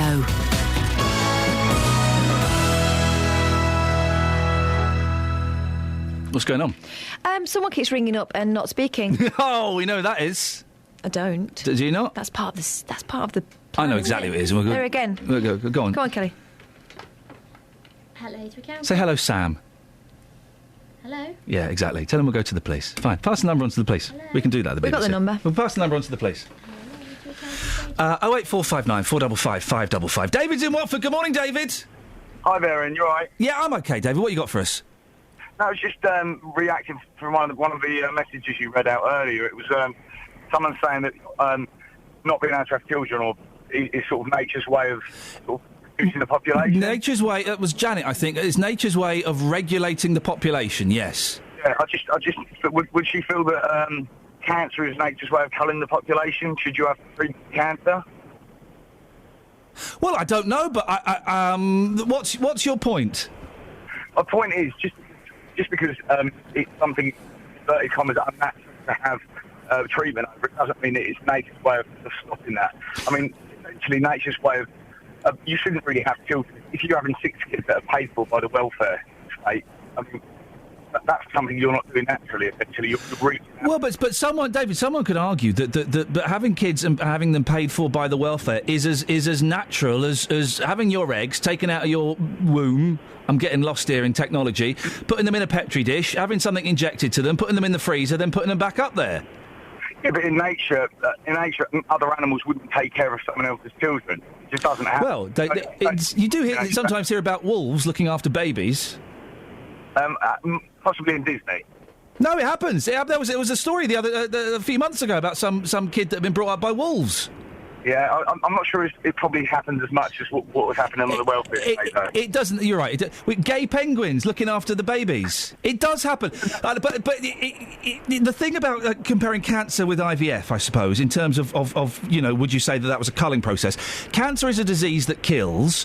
IVF is a treatment that creates life, and there is a difference, isn't there? Yeah, there is a difference. There is a difference, but I think that. I think if you're giving people IVF, it's people that actually want to bring up children that can actually afford to bring up children, give them a decent home. Yeah. And I think with someone bringing up 6 children that can't afford to raise their children properly, in my opinion, properly, I mean, you're going to essentially we're an altruistic race of humans. I think that we should sort of give that to people that genuinely want to bring them up, rather than saying you can't afford 6 kids, we'll pay for that instead. David, thank you very much indeed. 08459 455 555. Just moving on because I've got a guest lined up, David, and I'm sure you understand. Restorative justice, something we've been talking about all morning. It's a technique that the police have been using for a while now. The basic premise is a bit more to it than this, but basically it involves getting burglars and muggers to meet their victims in an attempt to make them understand the impact of their actions. Well, would you want to meet the person who broke into your home or the person who attacked you? Justin Dealey's been out getting reaction in Luton this morning. Now, sir, 2 years ago, you were followed into your flat. That's right. And somebody mugged you. That's right. How do you think you might feel if you had the opportunity to sit opposite that person and talk to them? Do you think you might want to do that as part of the justice programme as such? I'd love to kill him if I got hold of him. I'd love to, as I said, a terrible scum, a junkie. That's what he was. But would you not want to sit opposite him to find out more about why he did that to you? I know he done it for drugs. We only wanted to do it for drugs. That's what he done it for. I mean, have you got any sympathy for that person who did that to you? No, I've not. I'd love to if I had a gun, I'd shoot him. There you go. I mean, what if he sat opposite you and he said, look, I'm terribly sorry for what's happened, but I do have a drug problem. Yeah. I got in with the wrong crowd of Well, people. give me the money back and he gives me the other things back, yeah. I might as well have to give him. I don't know whether I'd be able to face him or talk to him, actually. No, I wouldn't. Wouldn't be for you? No, definitely not. No. Is it because you think you might not be able to control your emotions? Yeah, probably, yeah. Yeah, probably. I'd say things that I regret probably afterwards, so... Yeah, I'd just have to walk away, not even look at it. Well, Luton's youth offending team are hot on this, and they've won an award. Joined now by Will Riley, chair of restorative justice campaign group Why Me. Will, what do you say to those people who don't think that restorative justice works or would work for them? Well, listening to those two individuals, it's not for me. I'd walk away. Somebody hit you. You're in a school playground, and somebody hits you. And the teacher rushes in and takes them away, and you don't see them again until you're in some sort of, court. Is that the way to resolve it? If somebody hits me, it's not that I'm going to hit them back. I want to know why. I want to talk to them and say, the conflict I've got is with him, not with the criminal justice service, but with him. Why did you do this? I don't know. Do you realise the effect that you've had of your actions? It's not for everybody, though, is it? Because there are some people who like everything, like therapy's not for everybody. No. It's just how it is. Yeah, you've got to be prepared, and indeed the offender has to be prepared. He wants to have, he or she needs to do it. Want to do it too. Why is this so important to you, Will? Have you been involved in restorative justice? I was. The worst thing can happen. Literally, I think apart from rape, is somebody breaking into your house and finding somebody in your house. It's a horrible thing. You think you can protect your house and protect your house from people like this, your family, etc., etc. And they were doing a survey at the time for restorative justice, a trial, and they said, "Would you like to meet your offender?" And I, just like these, this lady and gentleman, I ummed and ahed, and then I decided to go. And just like this lady was concerned about what she'd say to him, I said it to him. I said everything that was on my mind at that time, which is, you destroyed the one idea that I thought I had, the one certainty I had was to protect my house from people like you, and it just poured out. And I couldn't stop myself. It was really incredible. And it was immensely cathartic. So it was cathartic for you, Will. Do you think, or do you know if it had an effect on the crook? Completely. Yeah? Completely. They talk about remorse. Well, I'm not a fool. I can see how people are thinking. His body language. I mean, he was gutted. And not only, that, there was another gentleman there who's also been affected by a crime this man had created. And he burst into tears because of the effect of the crime. And, his name is Peter Wolf. He walked out of that room shattered. And, we had an agreement at the end that he would write us every 6 months to tell us what he was doing to dig himself out of the situation he was in, drug addict, alcoholic, etc., etc. And he did. And it's now 12 years on, completely clean and not committed any form of crime after having committed a lifetime of crime for 20 years prior to that. And he works for the police and works with us, helping people. Do we have any statistics, Will, on how effective it is in stopping reoffending? The official statistic is reduces the rate of reoffending by 27%. Wow. But what my interest is what it does to victims. 85% satisfaction rate. You compare that to criminal justice service, which is 35%. Oh yes, this helps. This is about the victim. There are. I know a lot of victims who go through the criminal justice and kind of feel they've been ignored. Absolutely. And it's unresolved. Yeah, they're evidence. They're treated as evidence. I'm not a piece of evidence. When somebody commits a crime, they commit two crimes: one against the state and one against a fellow human being. That never gets resolved. This is one way of resolving that conflict, that hurt, that. It's a horrible thing. It really is an awful, awful thing to be a victim of crime. And as I said, that lady says, I'd be scared. You shouldn't be scared. You should do it. Because that's what it's about. You've got to resolve that. Otherwise, they will always hold that. People hold crimes in their head until they die. It's amazing. Every detail. Will, listen, I think it's cracking what you're doing. Keep up the good work. Will Riley, chair of restorative justice campaign group Why Me? 08459 455 555. This is BBC Three Counties Radio. Let's get the travel. Travel news for beds, cards and bugs. BBC Three Counties Radio. Slow moving on at the moment on the Great North Road heading southbound at the Black Cat roundabouts. Taking a look at the M25 heading clockwise, one lane's closed at the moment between junction 24 for Potters Bar and junction 25 for Enfield. There was an accident there a little earlier on. Now some recovery work is taking place. Very slow heading anti-clockwise on the M25 between 21A for St Albans and junction 16 the M40. Queuing on the Barnet bypass heading southbound between Stirling Corner and Mill Hill Circus. And on the trains, we've got delays on East Midland trains between Luton and St Pancras International, also causing problems on First Capital Connect. Nicola Richards, BBC Three Counties Radio. Across beds, hearts and bugs. This is BBC Three Counties Radio.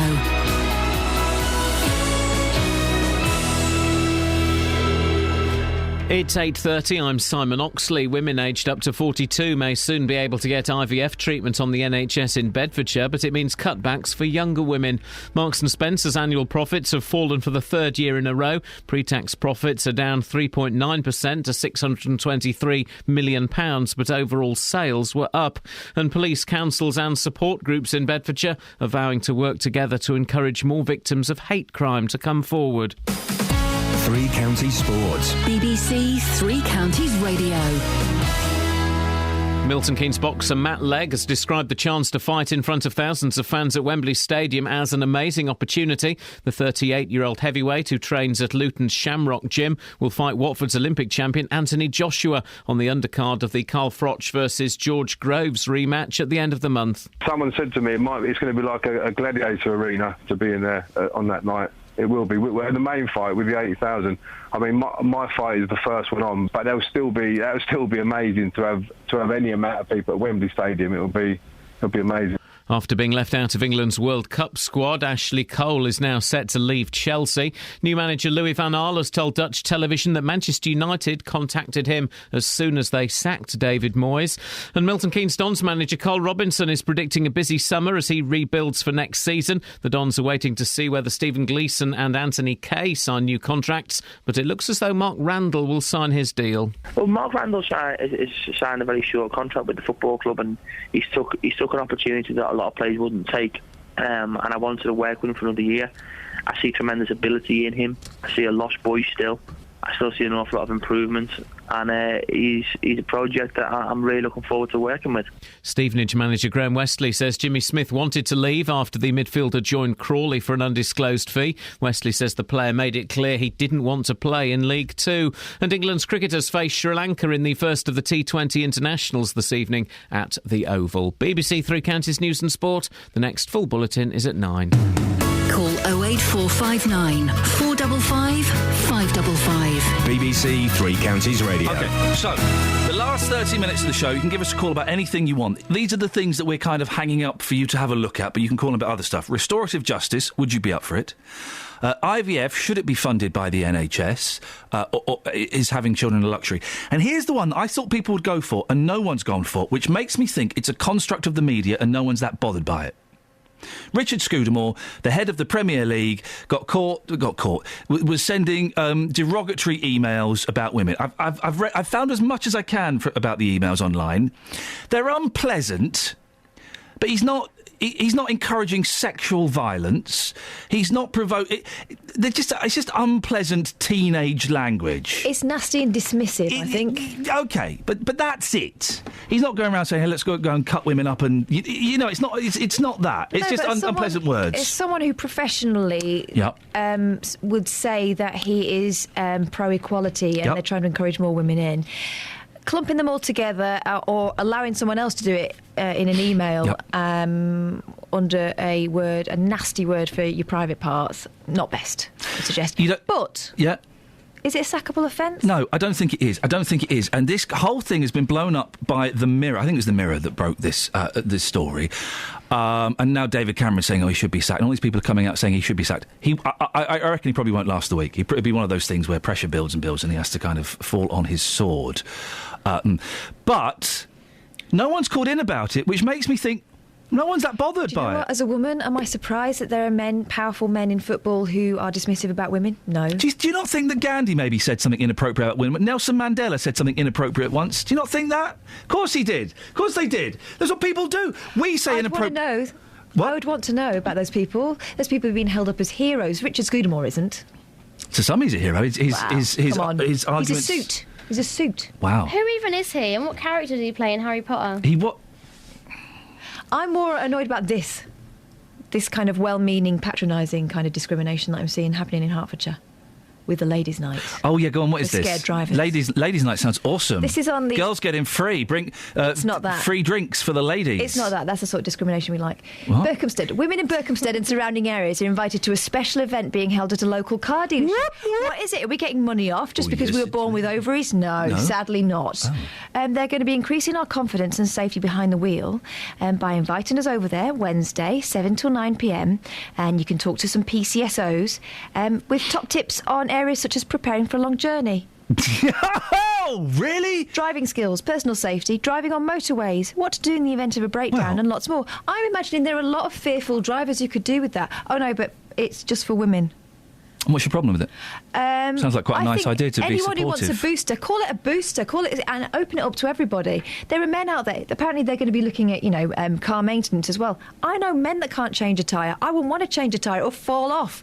My husband feels the same way. What? Why are they having a special evening for it? It's not 1942. No, I don't understand what your problem is with this. It's just giving... Patronising. Hey, come on. It is, it's patronising. Catherine, it's not patronising. Come on, love. Come on. Calm down. Come on. There are some people who are not confident about doing long journeys, Shouldn't be driving then. Yeah. not confident about going on the motorway. Man or woman shouldn't be driving. But they have the skills to do so and they have the desire to do so. What is wrong with going on courses and improving yourself? Nothing, but it shouldn't be just pointed towards women as if it's a woman-only problem. That's not your beef. It is. No, that's not your beef. Hunk of no, beef. it isn't your beef. Medium rare. It's big. Button it now. It's not your beef because if it was for men and women, you going, oh, it's really patronising. No, I wouldn't. It's a booster course. Oh, they shouldn't be doing it, our kids. It's packed. I go to foot of our stairs inside the pots. Where did I get that list from? Never mind. All I would say is just go and tape record yourself and listen back. Your beef with this is that it's silly and old-fashioned for either men or women. No, I think if you call it a booster course and you invite anyone who's a nervous driver, that's one thing. Saying it's a ladies' night makes it sound like it's Some women are scared in the presence of men, powerful men. Really? Look at Kelly, she can't make eye contact with me. Looks like she's giving you evils. She's looking at my nose. What's wrong with my nose? There's something on it. Sorry? Oh. Now she talks. Craig's on this. Morning, Craig. Morning, mate. How are you? Yeah, I'm good, thanks. Well, can you understand why Catherine's getting her knickers in a twist? Yeah, of course I can. Absolutely. Well, I'm just trying to find out, where is it? Berkhamsted. Berkhamsted. Have you got the details on it? Yeah, do you want to go? No, I want to book my missus on it. Here we go. Why do you want to book her on it? Oh, well, I think she deserves it. I think she's earned her place on it. In what way? Oh, it's really difficult to explain, but she's not a very good driver. What does she do? Does she know how to prepare for a long journey? No. What shoes would she pack? Oh, it's two different types of shoes and some makeup. Well, that's job done then, surely. Is she one of those ladies, and this isn't a myth, this happens. I saw a woman doing it the other day in traffic in the M25. Putting a makeup on? Yeah. I've never seen that. And I've seen it loads of times.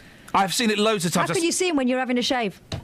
Is she one of those ladies that has a shave when that does her makeup when she's driving? Yeah, she does have a shave when she's driving. Big girl, is she?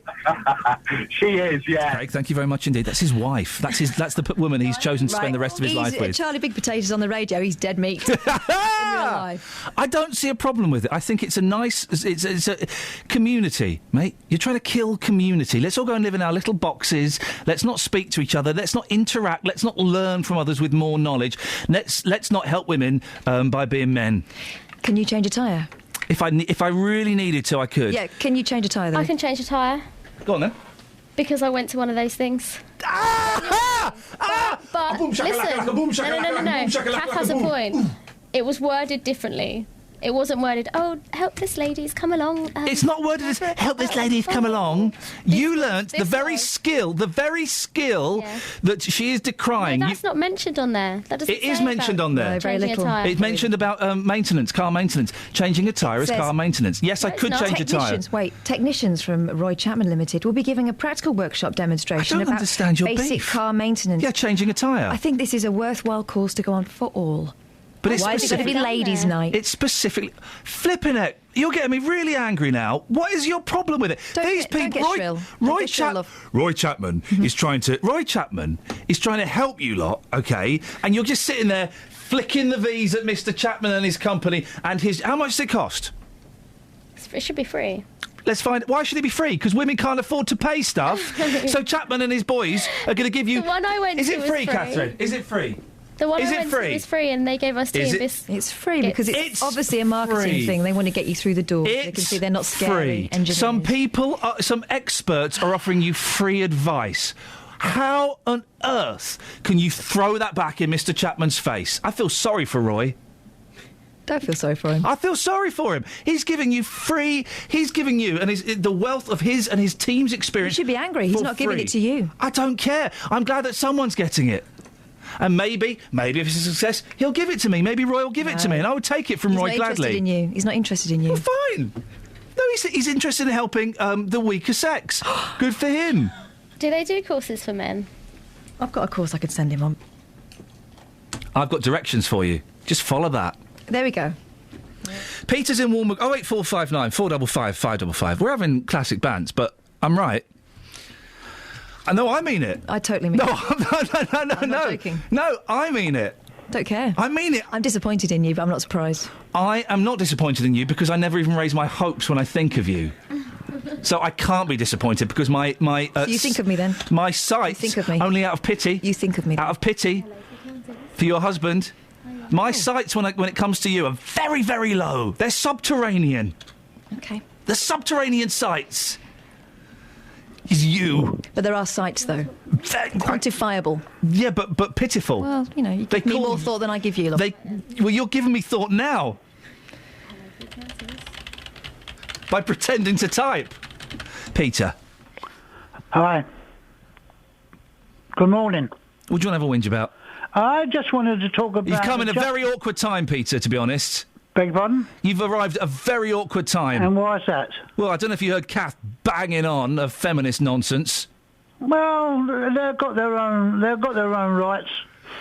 And I think they've got too many rights. Well, you can say that. I'm not. You can think it. I'm not going to be drawn into that. When women got the vote, Peter, I bet your heart sank, didn't it, on that day when you read it in the papers? No.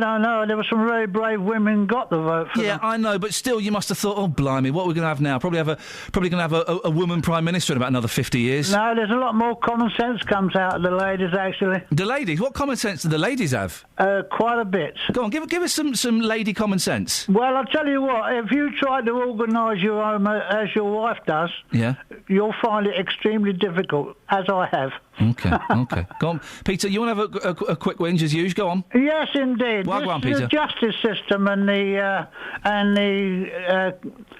the victims meeting the criminals. Restorative justice, doesn't it sound like a great idea? No, I don't. Well, I think the victims more, they really do want the sentences to fit the crime, much more than they want to meet the criminals. Oh.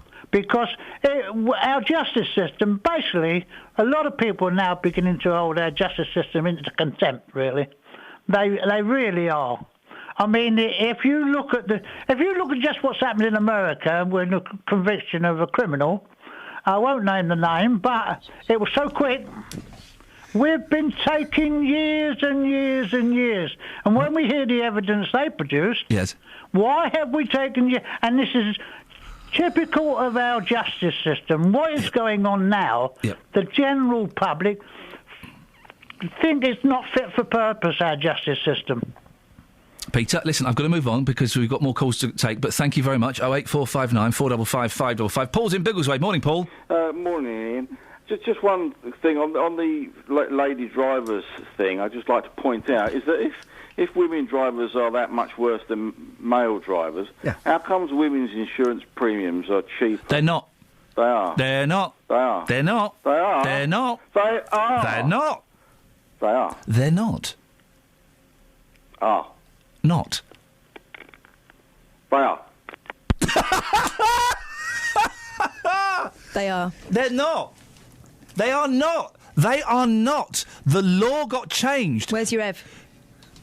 The world. The law got changed. You cannot discriminate on sex when it comes to insurance policies. Okay. Sheila's Wheels. Why don't you see an advert for Sheila's Wheels anymore? Because they're not allowed to say it anymore. They're but not they allowed. Put it in their thinking. They're not allowed to do it, Catherine, and you know that. Right. Okay. If someone, I have 17-year-old twin cousins. How come the boy's paying far more? In fact, so much that he can't afford to insure himself. That's because they're twins.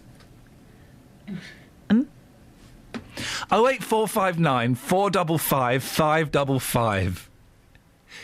Everybody knows that twins get cheaper insurance because they're psychically connected. Travel news for beds, cards and bugs. BBC Three Counties Radio. The A1M heading southbound, slow moving on the speed sensors at junction 7 for Stevenage. The M25 heading clockwise is a lane closed at the moment between junction 24 Potters Bar and junction 25 for Enfield. That's because of an accident earlier. Some recovery work is at the moment taking place there. The M1's looking heavy heading southbound between junction 10 for Luton Airport and junction 9 for Redbourne. And taking a look in Boreham Wood, it's queuing at the moment on camera on the Barnet bypass between Stirling Way and Mill Hill Circus. And having a look at the trains, delays on East Midland trains between Luton and St Pancras International, also affecting First Capital Connect. Nicola Richards, BBC Three Counties Radio. Thank you very much. Oh, they put it into their thinking. Blimey. 8:45. It's Tuesday, the 20th of May. These. All right, tomorrow. Everyone knows, Catherine, that twins have got a psychic connection. They're not. No, they have. Tomorrow, twin special. Okay, we'll get some twins in. I did an experiment on the Cheeky Girls once.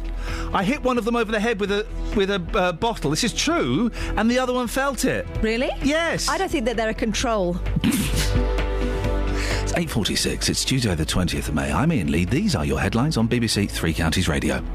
Women aged up to 42 may soon be able to get IVF treatment on the NHS in Bedfordshire, but it will mean cutbacks for younger women. Marks & Spencer's annual profits have fallen for the third year in a row, but overall sales were up. And police, councils and support groups in Bedfordshire are vowing to work together to encourage more victims of hate crime to come forward. Coming up in the last 10 minutes of the show, good old common sense from me, Iain Lee. But before that, let's get the weather. Beds, Herts and Bucks weather. BBC Three Counties Radio. Good morning. It is a very different day today. Our weather turning a little more unsettled. We can already notice the cloud that's out there, getting some breaks in it though, and when the sun does appear it will warm up nicely, but it's the showers. Some heavy showers anticipated through any point of today, really. They could pop up pretty much anywhere as we head through. Rumbles of thunder, some hail mixed in there as well, some fairly heavy showers, particularly later on today. From really lunchtime onwards we can expect one or two of those, but it's still going to be warm. Like I said, if we get some sunny spells, the temperature will rise quite quickly, and we're looking at a maximum when that happens to 24 Celsius, 75 degrees in Fahrenheit. Now, these showers are going to continue through this evening, and the rumbles of thunder still be heard through to really the middle part of the night. That's when they'll dry out. We'll get some clear spells, and we're likely to see one or two mist and fog patches develop at that point. Minimum temperature staying in single figures around 10 Celsius. For Wednesday, more cloud, I'm afraid. Outbreaks of rain, light rain predominantly, but becoming heavier perhaps in the afternoon. Temperature that bit cooler, but not too chilly. 17 Celsius, 63 degrees in Fahrenheit. And that's your forecast. Kate? Yes? Twins have got a psychic connection, haven't they? That's a fact. Absolutely. Thank you very much. Every weekday morning. My show's called The JVS Show, 9 o'clock in the morning on BBC Three Counties Radio. Jonathan Vernon Smith. I deal with the consumer problems that affect people all over Beds, Herts and Bucks. And I said, well, I didn't come all this way to be looking at a broken down hotel. Those companies, those councils, those organisations that are letting people down. This guy turned around and said to me that they're not prepared to pay me, and I said, so you're forcing me to take action. And he said, good luck, and put the phone down on me. I get my teeth into them. Oh, Jonathan, I'll start crying soon. We don't know what to do. Deal with them and hopefully get results for you, the consumers. And it got so convoluted, I thought there's only one person who can sort this out. The JVS Show on BBC Three Counties Radio. OK. Last 12 minutes of the show. Let's do a couple of emails. Shall we? David says, Iain, I miss that you and your team think people should not have children until they can afford them. I'm pleasantly surprised you have this view, as I thought all BBC presenters had at least a 45-degree left-leaning, human rights, etc. Pity you don't take this further and comment about Labour's social engineering and encouraging some young women to have babies by rewarding them with housing benefits, etc. I don't think it's a reward. Would be interesting to hear your comments about Labour's attempt to bribe the electorate about what the minimum wage should be, yet another policy that will screw this country. No, pass.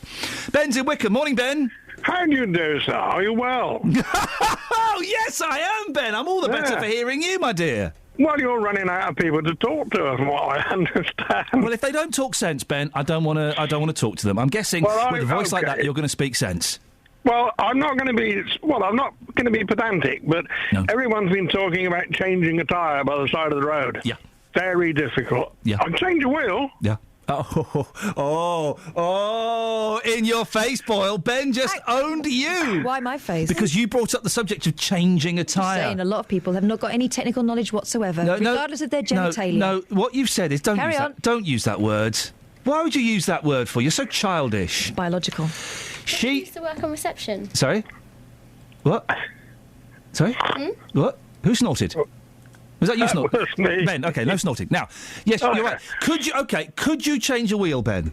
I'll change a wheel, yes, but not a tyre. I can do it, but the problem is when they tighten their nuts. I beg your pardon? When mechanics tighten their nuts. Why would they do that? They use the machine, and that makes it too tight. I can't loosen my nuts at the side of the road. Well, have you tried? Several times. Oh, dear. Or quado. Well, A road or B road?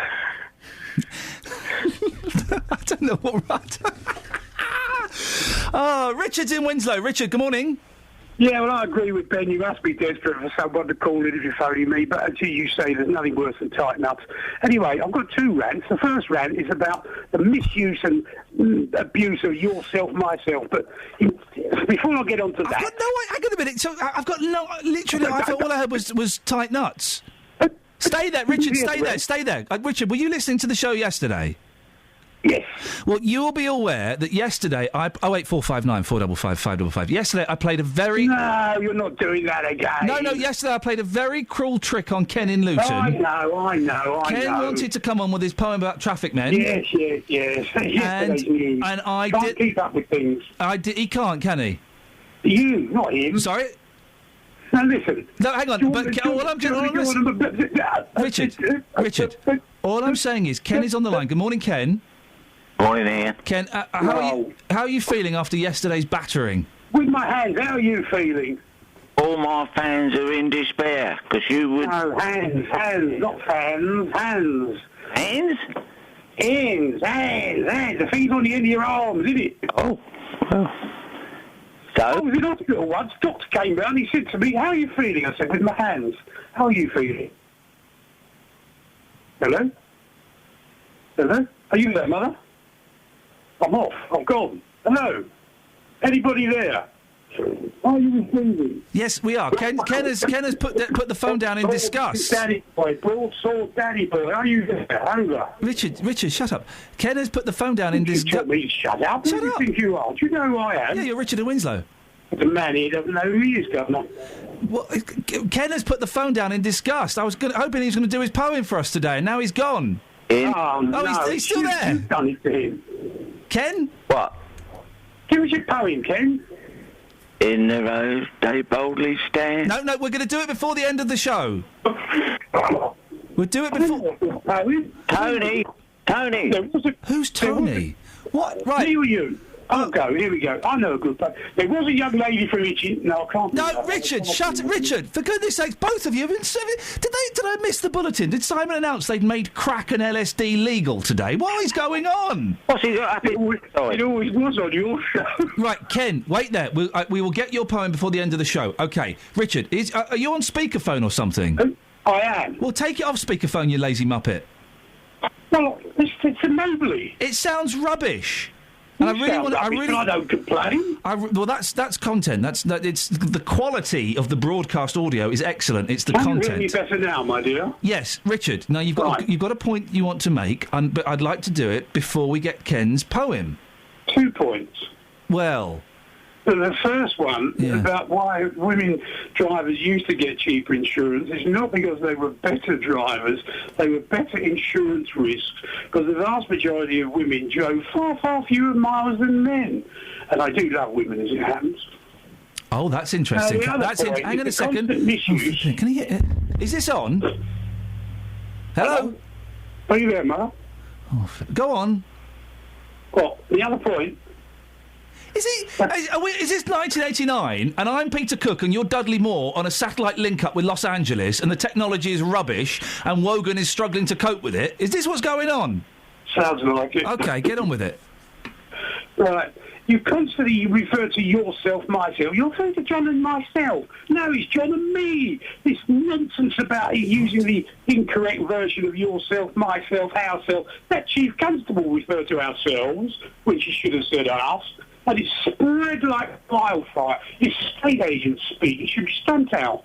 What on earth are you talking about, you strange man? I'll give you an example. I went fishing on Tuesday and caught myself a fish. Correct. You're through on the phone to Richard and me, not myself, yourself, ourselves. And that has spread through the English language like absolute wildfire. You ask Ken, he'll know. How many fish did you catch? More than enough. Do you give throw? Me 3 loads, do you throw give them? Me 3 loads, and I'll do you a miracle. Do you throw them back, or do you eat them for your supper? I don't go fishing. You just said you went fishing on Tuesday and you caught yourself a fish. I was merely giving an alliterative example. You said you caught yourself a fish. I was merely giving an alliterative example, my dear boy. I don't want examples. I want fish. Oh, you very Maria. Let's have his poem, or I'll give you another one of mine. No, here's one. I don't know. There was a young lady... Richard's gone. Ken, we'll come to your poem in a second. I've got to catch up on the emails and the text. Bear with me. What on earth was going on there? I don't know, but I was sucked into his web of deceit. I was imagining him by the side of a river. Why did he do that to us? Why would you phone up and say, I caught a fish last Tuesday, and then go, no, I don't go fishing? Gosh. Sometimes when callers call in... Yes. They seem like they're perfectly normal, and then I put them on air and that happens. Can we not put a little... Where I used to work... we probably can't do it at the BBC. Where I used to work, we used to have a little system where if someone was nuts, we'd have a red triangle by them and it would say nuts. Can we not do that with Richard? We have a mental note of who... OK, yeah, he still got through. Yeah, because they're the ones that only... I thought they were the ones you liked. Do you still want to work in radio, Alice? Is this inspiring you? Oh, yeah. OK, all right. Big time. Yeah, you just want to work on a proper show. Anne in St Albans has emailed him. We'll come to your poem in a minute, Ken. The ability to procreate is a right that most of us are born with. So she's talking there. Actually, having a child and affording to bring it up is a luxury. Having wealth does not make you a good parent any more than being poor makes you a bad one. Well, there is an argument about that. If you are too poor to have a child and you have a child, bad parent. No. If you are too poor to have a child and you have a child, knowing that you can't provide the basics, I'm not talking Xbox One... A poor person could love their child more than a rich person. Yeah, and what's it going to eat and wear? Love pie, wear a love shirt. Can I just throw something into this? Please do. I would love a love Children pie. don't really need a lot. It's the bare, it's time more than anything. Oh, don't give me the time. No, but what I'm saying to you is they don't really need a lot. So we're not, like you say, we're not talking Xboxes and stuff. Just bring them up so that they're not a responsibility of anyone else. I mean, you could get them a PlayStation 2 because they're quite cheap now. They look a bit dated. He could wear that.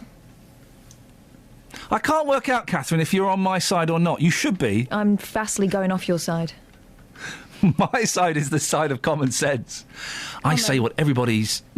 Yeah, I pulled myself up. Do you know what I'd really like to hear right now? Yep. A poem. Where are we going to get a poem from at this time of the show?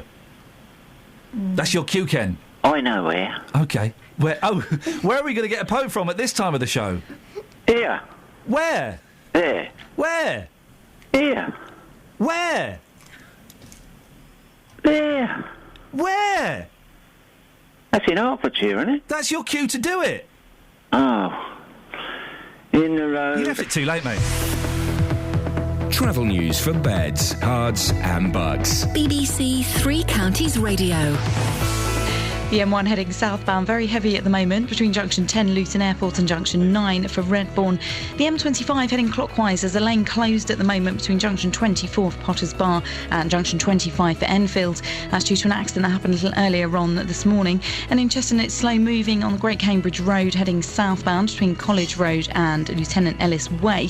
And taking a look so far at the M25 heading anti-clockwise, very heavy between 28 for Brook Street roundabout and 25 for Enfield. And on the trains, problems on East Midland trains between Luton and St Pancras International, also affecting First Capital Connect. Nicola Richards, BBC Three Counties Radio. Thank you very much, Nicola. Excellent stuff. Thank you, Alice, for hanging out with us today. I hope it wasn't too ridiculous. Thank you, Kelly. Thank you, Catherine. That's it. That's your lot. JVS is up next. Don't forget you can go and download the podcast from iTunes or indeed the BBC Three Counties website. Until tomorrow at 6. Ta-ta. Local and vocal across beds, hearts and bucks. This is BBC Three Counties Radio. Thank you, Ian. Good morning. Welcome to the JVS show. I'm Jonathan Vernon-Smith. It's Tuesday, it's 9 o'clock. And on today's big phone-in, would you prefer the NHS to pay for more or less IVF? Women in Bedfordshire